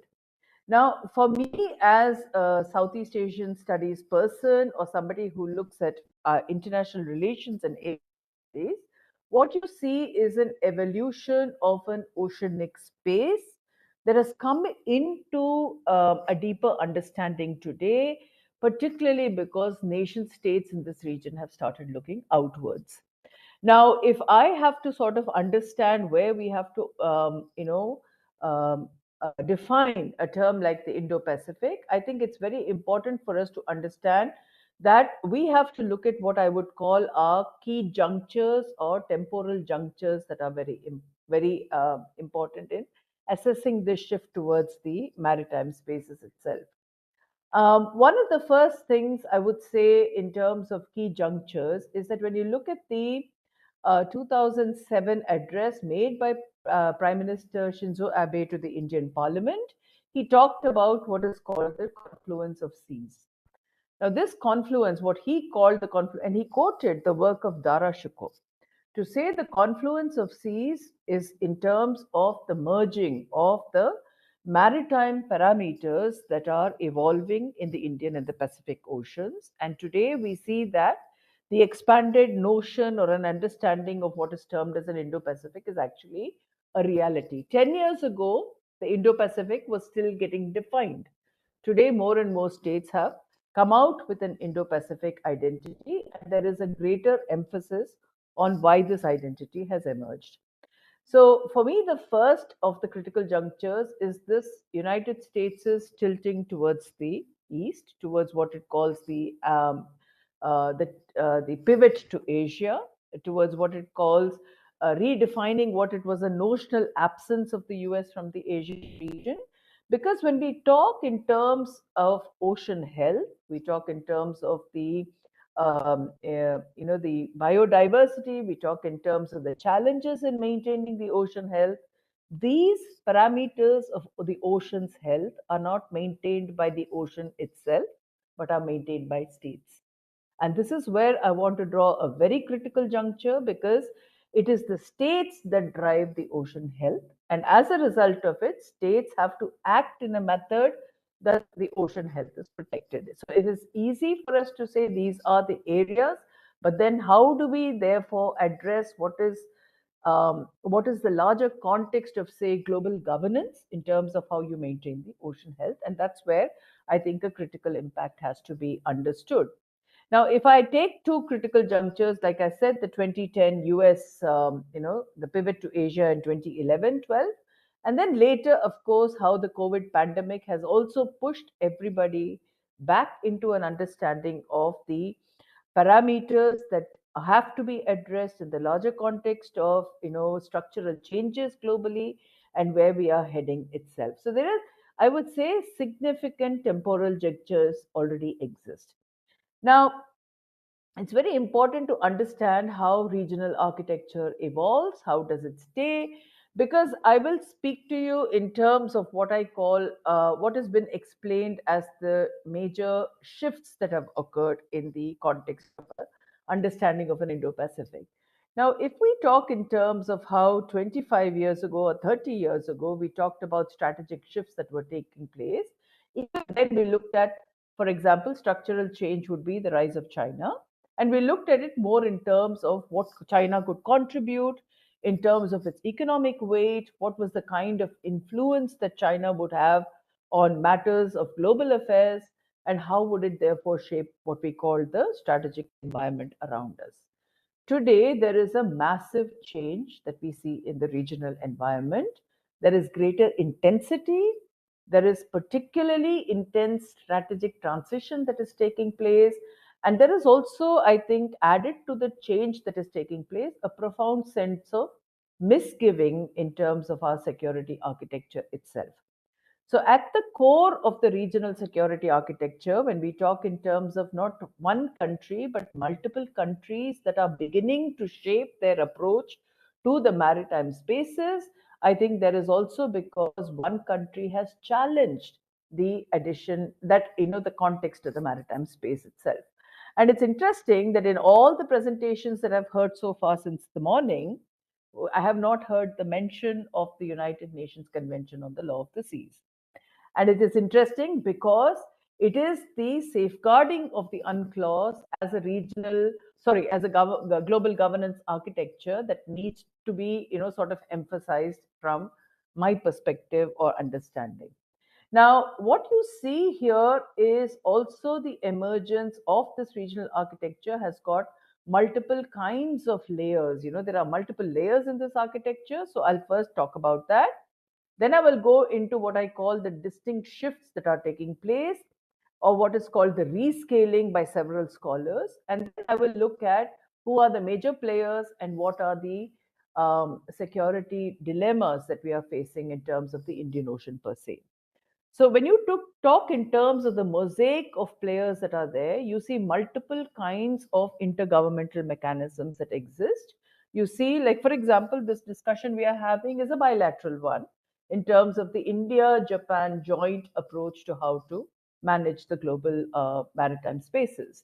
Now, similarly, you have at a political level, you also have bilateral kind of mechanisms, and we've seen these kind of mechanisms that India has with a plethora of states. We've seen the India-United States 2+2 dialogue. We see the India-Japan 2+2. We've even seen the India-Australia 2+2 dialogue. So if you take all these three countries, they have a critical interest in the oceanic space, both in the Indian Ocean as well as in the Pacific Ocean. Now, apart from this bilateral dialogue, we also have what is called the trilaterals and the quadrilateral that have emerged. And each of these has offered a kind of a layering of the regional architecture or the regional security architecture. And all these, along with collective, because Ambassador Mudgal mentioned in his opening remarks that I also work on the ASEAN region. So all these are collective responses towards a multilateral kind of a focus. And what we are looking at is that there is, I would say, a kind of a unstated kind of balance of power approach that is emerging in the entire context. Now, I mentioned in the second part of my presentation that I would look at what I called with a distinct layering, or what we call the rescaling of this expanse. When we talk in terms, I mean, if you take the Indian Ocean itself, for several years during the Cold War, it had not become a key area of contestation. And post the Cold War, we are seeing the increase of the Indian Ocean's maritime space as a contested kind of a space. Now, when we look at this emergence of this contested space, both in the Indian and the Pacific Oceans, I think what you have to understand is that the singularity of the maritime connection that these regions have is something extremely important for us to understand. And when we talk in terms of the Indo-Pacific, It's not that we're leaving out the territorial space of the Asia Pacific, because we always refer to it as the Asia Pacific. But by defining it as an Indo-Pacific or an evolutionary kind of in an evolving kind of a sense, we're not leaving the territories out, but we're making the territories as significant as the maritime spaces itself. And I think that's one interesting caveat that we need to put in. The second part is that a lot of the maritime domain today is under a kind of challenge, because we are seeing the projection of connectivity projects. For example, if you take the Chinese connectivity projects of the BRI or the 21st Century Maritime Silk Route, both these are offering to you connectivity that spreads across the territorial aspect as well as spreads across the maritime aspect. Now, where this becomes a challenge is that the expansion of these processes is also coming with a kind of an challenge in terms of how do you therefore manage it. Long held principles of international law are getting contravened. The question of where you stand vis-a-vis the Chinese, particularly the claims on the 9-dash line, actually are eroding what we have always seen as the international law in this particular area around the South China Sea. But is there also a chance where the Pacific issues will overflow into the Indian Ocean? Because we are seeing the Indian Ocean has also become a contested space in many, many senses. So I think that for us to have a clear understanding of those two contexts remains very critical. Excuse me. The second is a functional shift that you see. In terms of this functional shift, what we are seeing is that the Asia Pacific identity as such was driven from an economic integration model, okay, where the United States had a security architecture in place for the region. But apart from that security architecture, which was known as the hubs and spokes model, beneath that, there was a very robust economic model. Now, what you're seeing in the Indo-Pacific model is that you've also seen a kind of a functional shift, because this functional shift indicates that the maritime security context that we look at becomes extremely relevant, and as a result of that, we are seeing this shift towards the importance of putting your strategic issues at the forefront as far as the maritime context is concerned. The third shift, I would say, is an institutional shift, because where are we looking at? Because today, as there is greater structural change globally at the systemic level, you're also seeing there is an institutional change that is occurring in the context of the mega region of the Indo-Pacific. So for me, this represent the kind of model that we actually talk about. Now, as far as India itself per se, I think it was Admiral Das Commander Das who referred to the entire context of, the Hollywood to the Bollywood context. But when Admiral Harry Harris of the United States Pacific Command called this region as extending from Hollywood to Bollywood, I think it technically left the Western Indian Ocean out of the frame of reference, with increasing Chinese footprint in Africa, which is also going to be something that I will discuss as we move further. So if you look at from an Indian perspective, I think what India has systematically, both in its foreign policy as well as in its security policy, has clearly defined what I would call are three interlinked and incrementally different degrees of shift towards the eastern side. That shift towards the eastern side comprises of your Look East policy. It comprises what in 2014 was rechristened as the Act East policy, and more recently what we are calling India's Indo-Pacific strategy. Okay, so if you put it towards our eastern side, we have these three policies that are incrementally different but also clearly interlinked in some senses. Now, while the Indo-Pacific for India will continue to have an emphasis on economics, on trade, on related aspects, I think we should also factor in the strategic dimensions that are extremely clear from our context. Now, while the focus on the Eastern Indian Ocean is there, I think what we have to understand is how India is looking at the Western Indian Ocean also, because I recall the entire discussion back in the 90s, not 90s, sorry, in about a decade ago, when we talked about how India holds what is called a box seat in the theater of the Indian Ocean. Now, when we talk in terms of this box seat, I want to draw the allusion to what in a theater setup, you have a special seat that juts out in the on the balcony from where the view of the stage is the best. All right.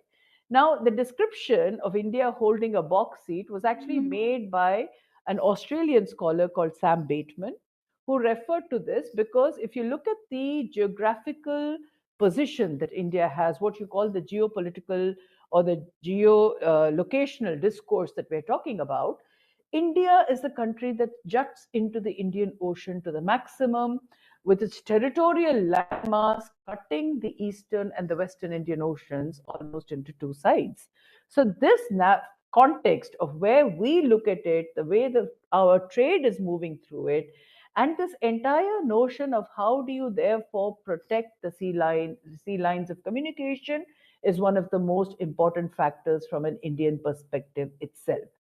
And I think this is where the primary interest that India has is in the Indian Ocean, because the expanding footprint of other countries in the Indian Ocean is something that India has always been clearly concerned about. You look at, for example, piracy, attacks on ships in the Western Indian Ocean. Even in 2008, we've had joint anti piracy activities with China. But more recently, as you've seen China's expanding footprint all across South Asia.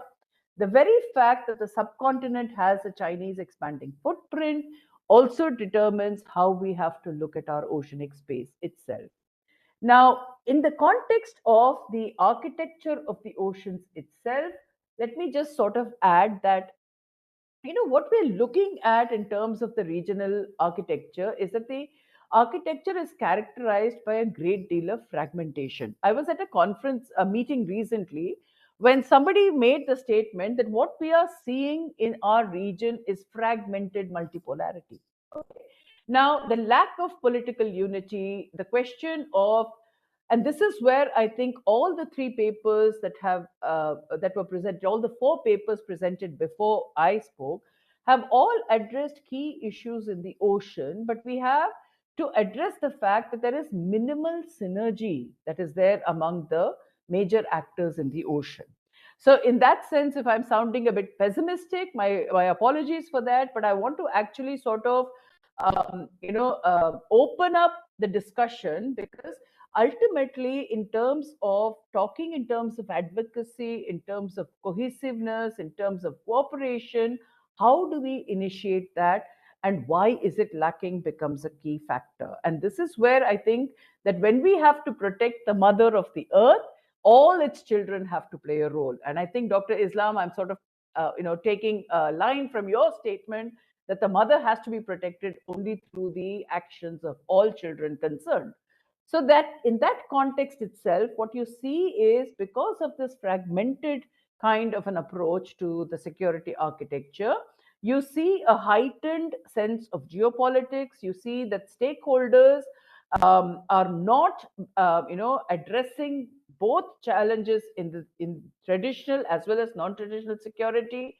And you see that the regions that are bordering the Indian subcontinent or the South Asian region are also witnessing the rise of environmental challenges and other factors that are pushing this entire context forward. So, the context is that I wanted to sort of emphasize again that as global players continue to look at this entire region of the Indo-Pacific, I think what we have to do is to identify how the importance of the Indian Ocean lies connected to the entire geography of the region, and that you cannot look at the Indian Ocean or any of these oceanic spaces in a kind of a mutually exclusive compartment, and discuss the need for how do we therefore address it. Now, in his opening remarks, Ambassador Mudgal referred to two very interesting points, what he called the tangibles and the intangibles. Okay. Now, if I have to take a card from his page out of his presentation, I think this reference to the tangible and the intangible becomes extremely important, because the tangible is that the economic rise of both India and China, along with the rise of other kinds of non-traditional security threats that have been discussed by all our panelists. I think there is a need for us to understand that both economics as well as your security, whether it is NT as non-traditional security or traditional security, are intricately tied into each other. So as global trade increases, you see that the context of the what was, I would say, what I said earlier about the Indian Ocean having been sort of not having seen a major impact during the Cold War. I think today, as you see, small states in the region are leveraging their geography, the geopolitical dynamics of major power rivalry. All these are getting projected in terms of the impact on the ocean itself. Now, in that context, I wanted to say that I want to bring in three major, I would say, a bit of a discussion on the three major kinds of countries that are involved in the oceanic areas today, particularly the Indian Ocean. First, you have what is called the resident powers of the Indian Ocean. Then you have other countries that are, well, what you call non-resident powers, but are super major powers in the region. And then you have the small island and the littoral states of the region. And I think this becomes a very interesting kind of a way in which we look at it, because all these actors, we've talked about fisheries, we've talked about energy security, we've talked about environmental degradation to the region itself, what the oceans, or the questions on the challenges of biodiversity and how you therefore preserve biodiversity in the ocean. We've heard these in all the presentations. But in all these presentations, I think if nation states continue to pursue national interest at the expense of the oceanic life, I think all our discussions will become futile, because as the Indian Ocean evolves into a kind of a important theater, I think all countries have to look towards identifying common interest, identifying basic security parameters, identifying which are the stakeholders that will drive the governance of the ocean, and how will states continue to cooperate in order to ensure the sustenance of the ocean. Because we've talked about climate change. Climate change is something that is going to impact, for example, every single country in this oceanic extent, in terms of particularly the littoral states of the where their entire existential crisis emerges from climate change. We cannot talk about any of these factors without putting this into the larger context of our understanding. So when I talk in terms of the major players, I think one of the major players would be India. Say, India has to take a leading role, in my view, because this is a sea line of vital communication for India, and as broader maritime security in terms of its capacity to address both traditional and non-traditional challenges becomes so much more important.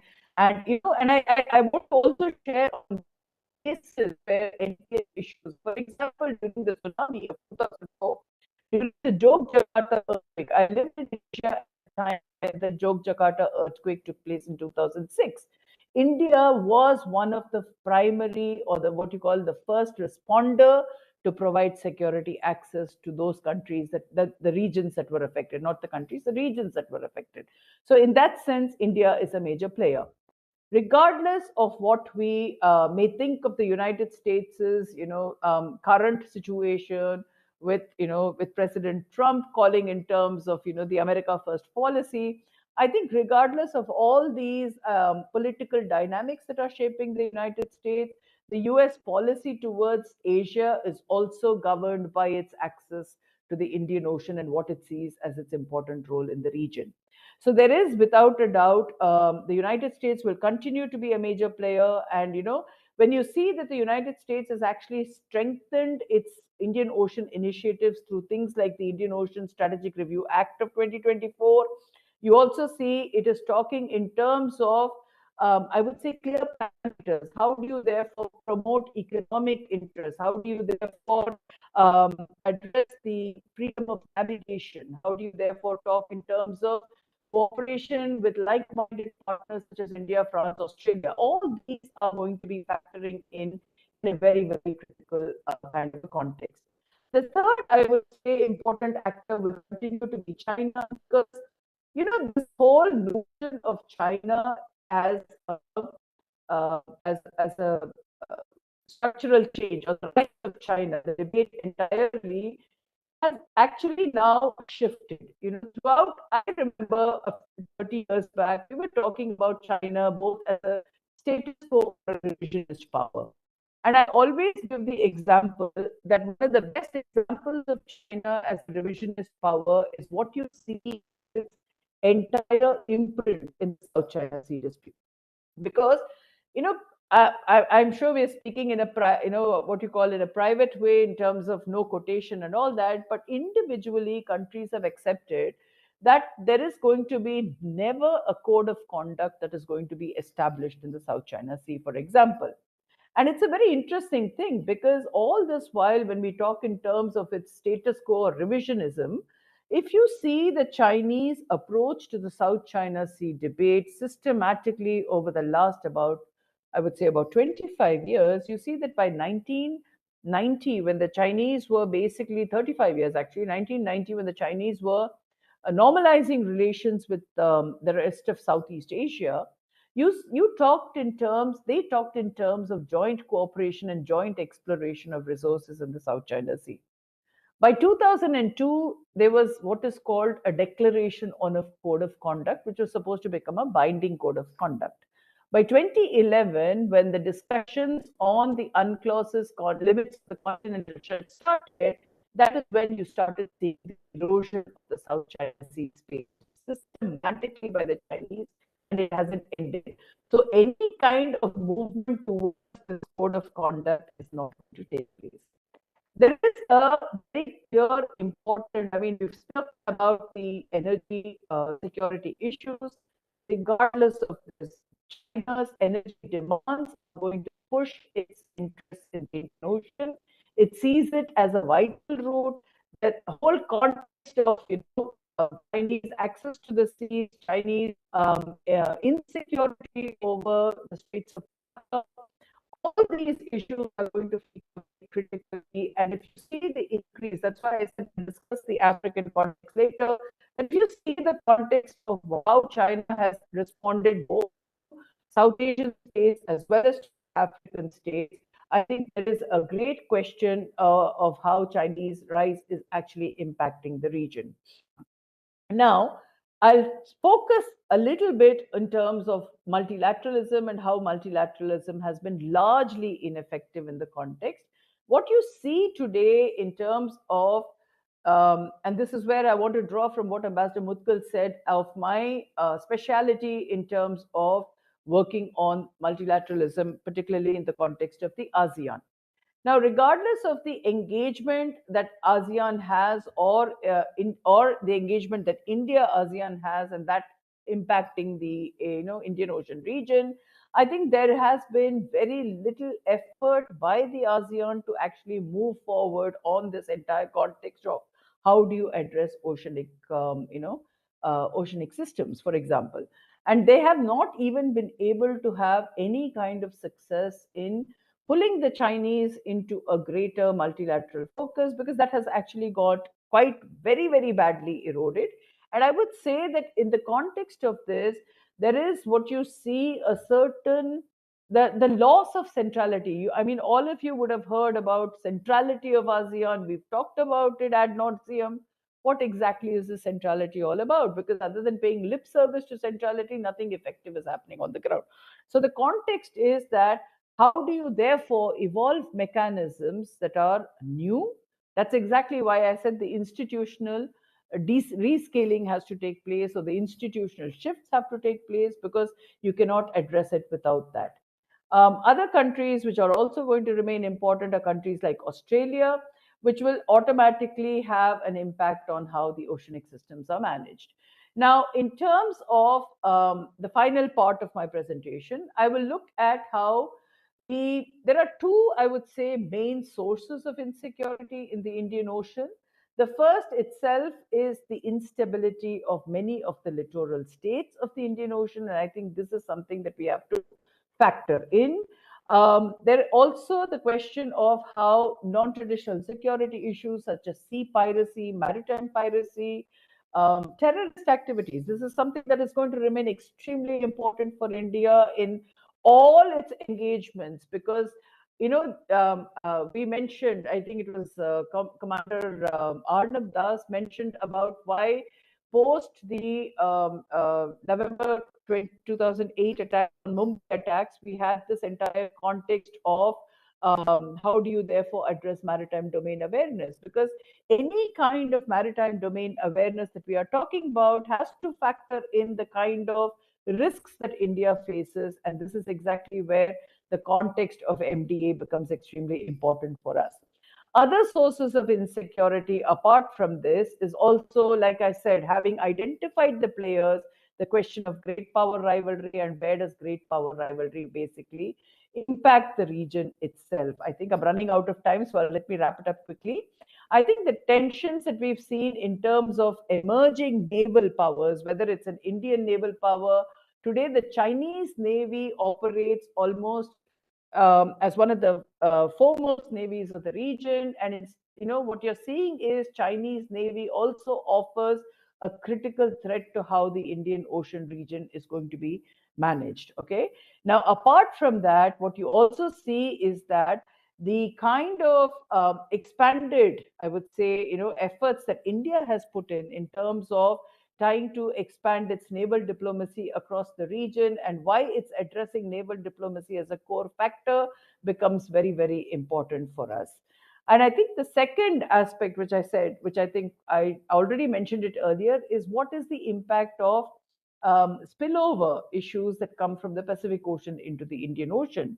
Because if you look at the competition for regional leadership, both in East and Southeast Asia, this is where the China-US rivalry is coming very much to the forefront.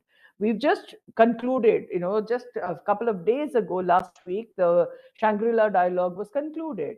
And the kind of responses that we saw sort of intensification of the US-China rivalry is what we're going to see from this kind of a sense. And other United States partners and, allies of the United States, whether it is Japan, whether it is Australia, all these are going to get factored in and get pulled into the dynamics of this entire Sino-US rivalry, which is going to be very critical in the time to come.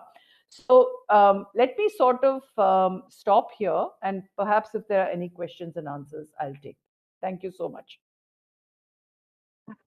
Thank you so much, Professor Sundari, for your fantastic presentation, wherein you spoke about how the Indo-Pacific was, 10 years ago, it was still being defined, and the ocean itself. You also made a very critical point that ocean itself cannot manage the health of the ocean. It is managed by the states and the the surrounding areas there. You also spoke about how rise of China is impacting the Indo-Pacific region. Plus, you also spoke about the main sources of insecurity in the Indian Ocean region. Yes. So I think these were very crucial points that you made. Thank you very much. And now I would open the floor for people to make the comments, or if they have any questions from the speakers who made their presentations till now, they can ask.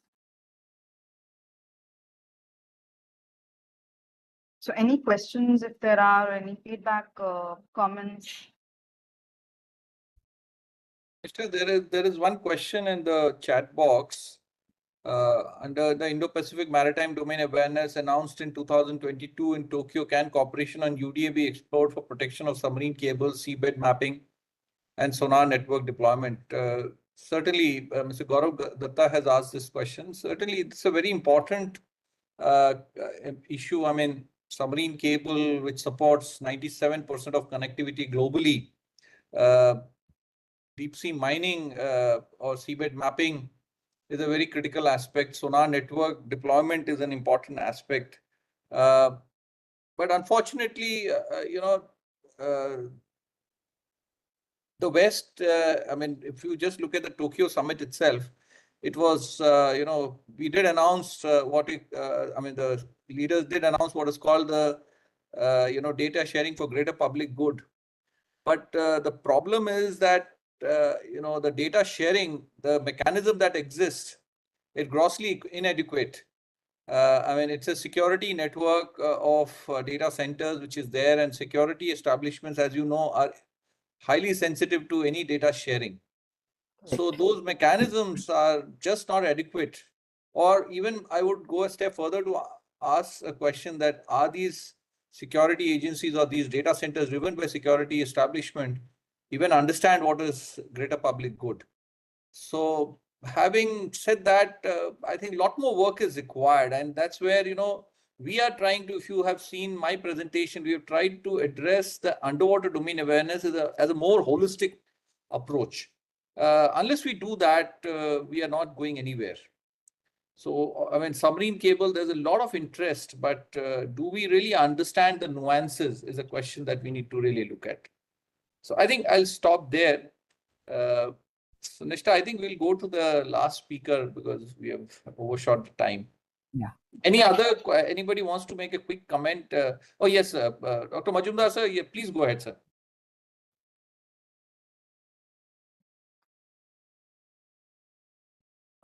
So you're muted. Yes. So first of all, it was a great experience, right from a great introduction of the great oceans down to all the presentations. It was a great learning from me, even at this age. Now, I would like to mention one point here. Of course, everything else has been spoken, so I'm not going to repeat anything. So this is about the marine litter. That's my subject actually. So marine litter as such is actually affecting the oceanic health to a great extent. So we need to concentrate on that as well, and land to ocean via the rivers. So we have to make people aware about that and take up projects so that it really comes up. That is, I think that could be great because, you must be knowing about the GPGP, Great Pacific Garbage Patch, which is 3 times the size of Spain. I mean, that is something, beyond comprehension. So we must look at that point. And secondly, although you are doing a lot for bringing out, education of people, I think maybe you could do a little more about capacity building of people like us who would like to know more about this and be actively associated with this. Thank you very much. Thank you very much. Sir. We'll be in touch, sir. I mean, we'll request you to also reach out to us, but my team will also reach out to you and let's discuss, what we can do as individuals or as institutions. So thank you so much for your kind comments, and the points raised by you are definitely very, very important. Nishta, back to you. Now I think we'll move on to the concluding segment, and now I'd request my colleague Catherine J, who is the head of research and publications at the Maritime Research Center, to take over. Catherine will do the closing remark, and I would request Catherine to take over the conduct of the program as well, wherein she can call Praful sir also for the vote of thanks. Over to you, Catherine. Thank you all. Good afternoon, everyone. It was a very insightful and engaging session. So, it's very hard to go after Shankari ma'am, who already encompassed the key points of the whole session. As in, she took the major points from all the presentations and she split it together to show the picture. So it'll be my effort here to capture the main points of the different speakers today, and also the key takeaways and the tangible outcomes that can come out of this dialogue. So starting off, so we had Arnab sir. So I'll start with a brief history of why we are celebrating World Ocean Day. So it started in 1987 with the Berlin Report and Rio de Janeiro Summit. So why did it start? Because the condition was the lack of voice for the oceans as compared to any other voice. So this has been iterated by all the speakers before me, how ocean needs a stronger voice. And I think MDA and UDA are all efforts in that direction. And in 1992, we had the first Ocean Day being celebrated, where ocean shifted from the sidelines to the center in a way. So this year's theme is sustaining what sustains us, and I think we have done justice to explaining what that particular entails. Sustaining what sustains us, be it oceanic resources, be it discussing the threats, be it discussing the geopolitics concerning the governance of these oceans. We have covered all the bases as to discuss how we can sustain the ocean, which is sustaining us. Anup sir brilliantly put forward this point, let's conserve what conserves us. And I think that pretty much speaks the same thing. And he mentioned how we are mistreating the oceans for a very long time. And he put forth the distinction between tangibles and the intangible. This distinction is also not something that everybody understands. Tangible is quantified, non-tangible is not properly quantified. And I think in that direction, what Japan is trying to do, what Ms. Zhu pointed out, the analysis of the word, analysis of the words in different white papers, kind of brings together, helps us understand what these non-tangibles are and how these different agencies and stakeholders are putting in, are they putting any effort to address those issues? But at the same time, I think Shankari ma'am was the one who also pointed out how we have an architecture with a fragmented multipolarity, with minimal synergy in the oceans between the stakeholders. So, how do you quantify that? And I think in that direction, Japan is doing phenomenal job uh, to bring that quantification, visualizing those quantification. If you remember, there was a graph that she pointed out with three different circles in the graph with different agencies concentrating on different issues. But all of them, they didn't have any kind of overlap. And that was something which amused me. Why wasn't there any overlap between the fisheries, the environment, and the ocean white paper? So, that is a good visualization, and that connection was amazing.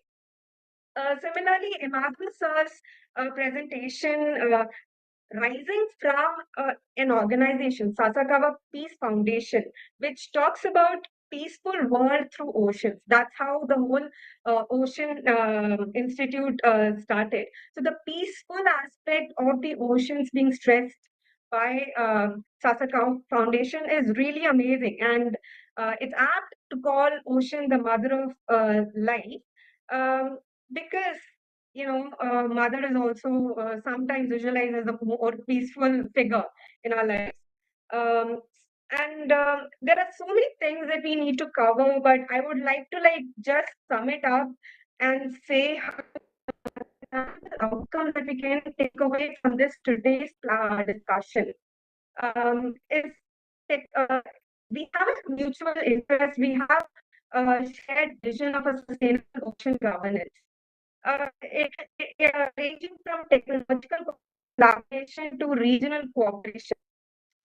So these accelerator items are digital transformation, of course, the digital society, Ocean Digital Society that Sasakawa Foundation is emphasizing on, and on the other hand, the underwater domain awareness emphasized by Maritime Research Center establishes a strong foundation for how the digital ocean can be established. I was amused. I was also very happy to see the component of undersea in the presentation by Ms. Zhu, and how that is also trying to be taken into account.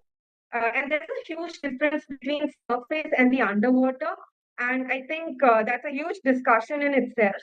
And the other tangible outcome, the major outcome, is the marine spatial planning. And what are the different contributors? And I think Arnab sir pointed out the various components as to why we are actually what components contribute to a very good MSC, the tropical waters, the challenges of the tropical waters, the Indo-Pacific challenges, the sonar degradation, and how a region-specific toolkit is necessary. And because we have a huge exclusive economic zone, and we are not, as Imadul sir said, we need 50 billion. But we are able to only raise 1 billion. So there's a huge investment gap. And to bridge that gap, we have to think smartly as well. And I think modeling and simulation kind of presents a very unique opportunity here, given our technological advances. As Anup sir also pointed out, we were at a stage a decade, 2 decades back when the technological prowess was not at par with the vision we had. But now we are at a stage where the technological gaps can be mended, and also the resource gaps in terms of human resources can also be mended, because as you know, South Asia, Asia, a huge population, huge demographic bulge.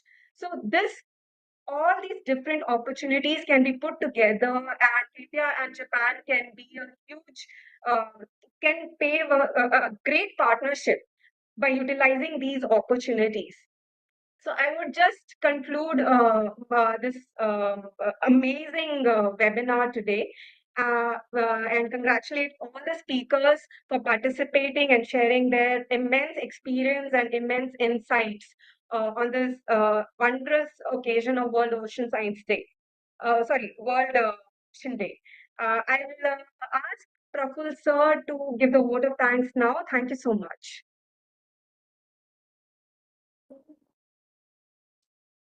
Hello, can you hear me? Yeah. It's my pleasant privilege to propose the vote of thanks today. It's been a very enriching, engaging day, and I'm so happy that we are able to explore possibilities for collaboration with the Sasakawa Foundation. It's an honor to do that, and we'd be very happy to take this forward. I really like now in India we've always believed that water is life, and but today I learned that ocean is the mother of life. I mean, it's a very profound thought, and I'm really deeply impressed. I mean, it set me thinking in so many ways. See, water has always been a global common, and 75% of the earth is water, but unfortunately we don't give it the importance it deserves. It's a neglected common, and that's why we go through. I mean, this phrase of the tragedy of the commons. Water is life. The ocean is the mother of life. I mean, that is really amazing. And what Professor Shankari Subramaniam Sundaraman mentioned, that India has this box office seat in the Indian Ocean Theatre, and hence I think it's imperative that the India thinks out of the box.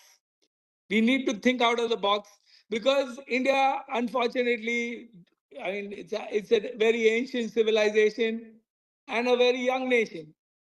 We've had a lot of highs and lows, a great legacy, maritime legacy, but we've forgotten most of it. So we need to revive it and connect into our past to achieve our full potential going forward. So that is imperative. And the Indian recently we interacted with the Joint Secretary and Ministry of External Affairs and the Indian Ocean Rim Association. India is taking over the chair in November. So India has got a good opportunity, and MRC has been approached by the MEA to take this concept of UDA to the Indian Ocean Rim Association countries. And I would urge the Sasakawa Foundation to collaborate with us on this, for this as well. Plus, next year will be the 10th anniversary of the ASEAN. And there is a lot of opportunity there, a lot of scholarships being offered there by the Government of India, CII, and so many others. So I just want to mention here, there's huge synergy. I mean, between Japan and India. I mean, which the Sasakawa Foundation and the Maritime Research Center can exploit. No, year before last, we got 500 applications for summer internship from the 4 IITs. Last year, there were 800 applications from the 4 IITs, Bombay, Delhi, Kharagpur, and Madras. This year, Kanpur joined, and the 5 IITs, we've got 2,000 summer applications for internship this summer, which is very, very encouraging. I doubt any big corporate house in India has been able to garner such attention. And this is because of the yeoman work Commander Das has been doing and MRC has been doing in the field of the in this domain of in the underwater for the awareness of the underwater domain. So I see a very, very bright future when the smartest, brightest kids in this country are approaching us just by a web presence and without any advertisements. So that's, I mean, a huge vote of confidence in the uh, in this domain and the attention it deserves. So with that, I'd like to thank Ambassador Mudgal for his opening remarks, Professor Shankari Sundaraman for her very comprehensive talk on today's topic, and Dr. Imadul Islam for reaching out and making this happen today, and of course, Dr. Zhu Mengyao. I hope I am pronouncing it right. Please pardon me if I have not pronounced it rightly. So thank you very much, the team at MRC and everyone. Wish you a very, very good day. Thank you. Thank you, Profulji. Just want to mention to Professor Sankari ma'am that we also got multiple applications in liberal arts from St. Stephen's College also. So more than 55 applications, and a few of them will be joining us in another week. Okay. So very glad to hear that. Forward to working with you. Definitely. Ma'am, very quick last comment, and then I'll come to Dr. Islam for his closing remarks. Ma'am, if you would like to say something. No, I would just, I think there was one question in the chat box, if I'm right, by Gaurav Datta. And if I'm right, Gaurav Datta is my own student who did his PhD with me. The name is too familiar to be any different Gaurav.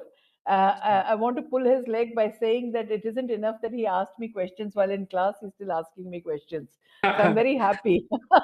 I'm happy. Gaurav, you've raised this context of the event of a Taiwan contingency. As you know, there has been this continued reference to Taiwan and how the limits that Xi Jinping has spoke about in terms of the time limit of 2027 is actually approaching. To my mind, I am not yet seeing any signs of a direct Taiwan invasion, which I think will have, as has been said earlier in the, even if you saw the Defense Secretary's statement, Pete Hegseth's statement recently, Taiwan will remain protected. The ASEAN states you have raised on how do these view it and what is the capacity building that is going on. As you know, ASEAN does not recognize Taiwan as a separate state in terms of a two-China policy, but recognizes one China policy, but has business relations and trade relations with Taiwan. So in that sense, I think the ASEAN grouping is definitely more cautious with the Trump administration, because I think you need to see this balance very clearly, that what you've seen is, and let me add, the very fact that the Shangri-La dialogue had a bipartisan group that came as a panel to the dialogue, because there was also Senator Tammy Duckworth who was there, who was a Democrat from the senator of the Democrat Party from Illinois. And there is a nuanced difference how you viewed Pete Hegseth's comments and her comments on individual issues. And I think you have to understand the bipartisanship in terms of approach to Indo-Pacific will continue, because in the larger context, China will be seen as an issue. And this is where I think there is a distinction, Gaurav, is that there was more an emphasis on economic matters under the Biden administration, and you're going to see a reversion to the security related debates in the Trump administration. So for the ASEAN states, it is going to be a period of caution. They cannot, and I've written about this just 2 days ago in the Indian Express, that the ASEAN can no longer be comfortable with this whole thing of China being the economic partner and the United States being its security partner, because somewhere or the other you're going to get pushed against a wall as far as this is concerned. I hope that answers your question. I want to thank everyone for asking me to be part of this, and my sincere thanks to you all, and look forward to a more integrated kind of work with all of you in the future. Thank you. Thank you so much, ma'am. Thank you. Dr. Islam, your kind comments, please. Yes, thank you so much. It's such a very productive and thoughtful discussions. Actually, also enlightened me very well. Yes, ma'am, I must say thank you to all, particularly Dr. The Commander Dash, that yes, it's just beginning. We'll talk to find out the room, how can we work together in future. And again, on behalf of our Ocean Policy Research Institute, the Sasakawa Peace Foundations, we must say thank you. And hopefully we'll work together in future. Thank you so much. Thank you so much. Thank you, sir. Thank you, everybody. Thank you. Thank you.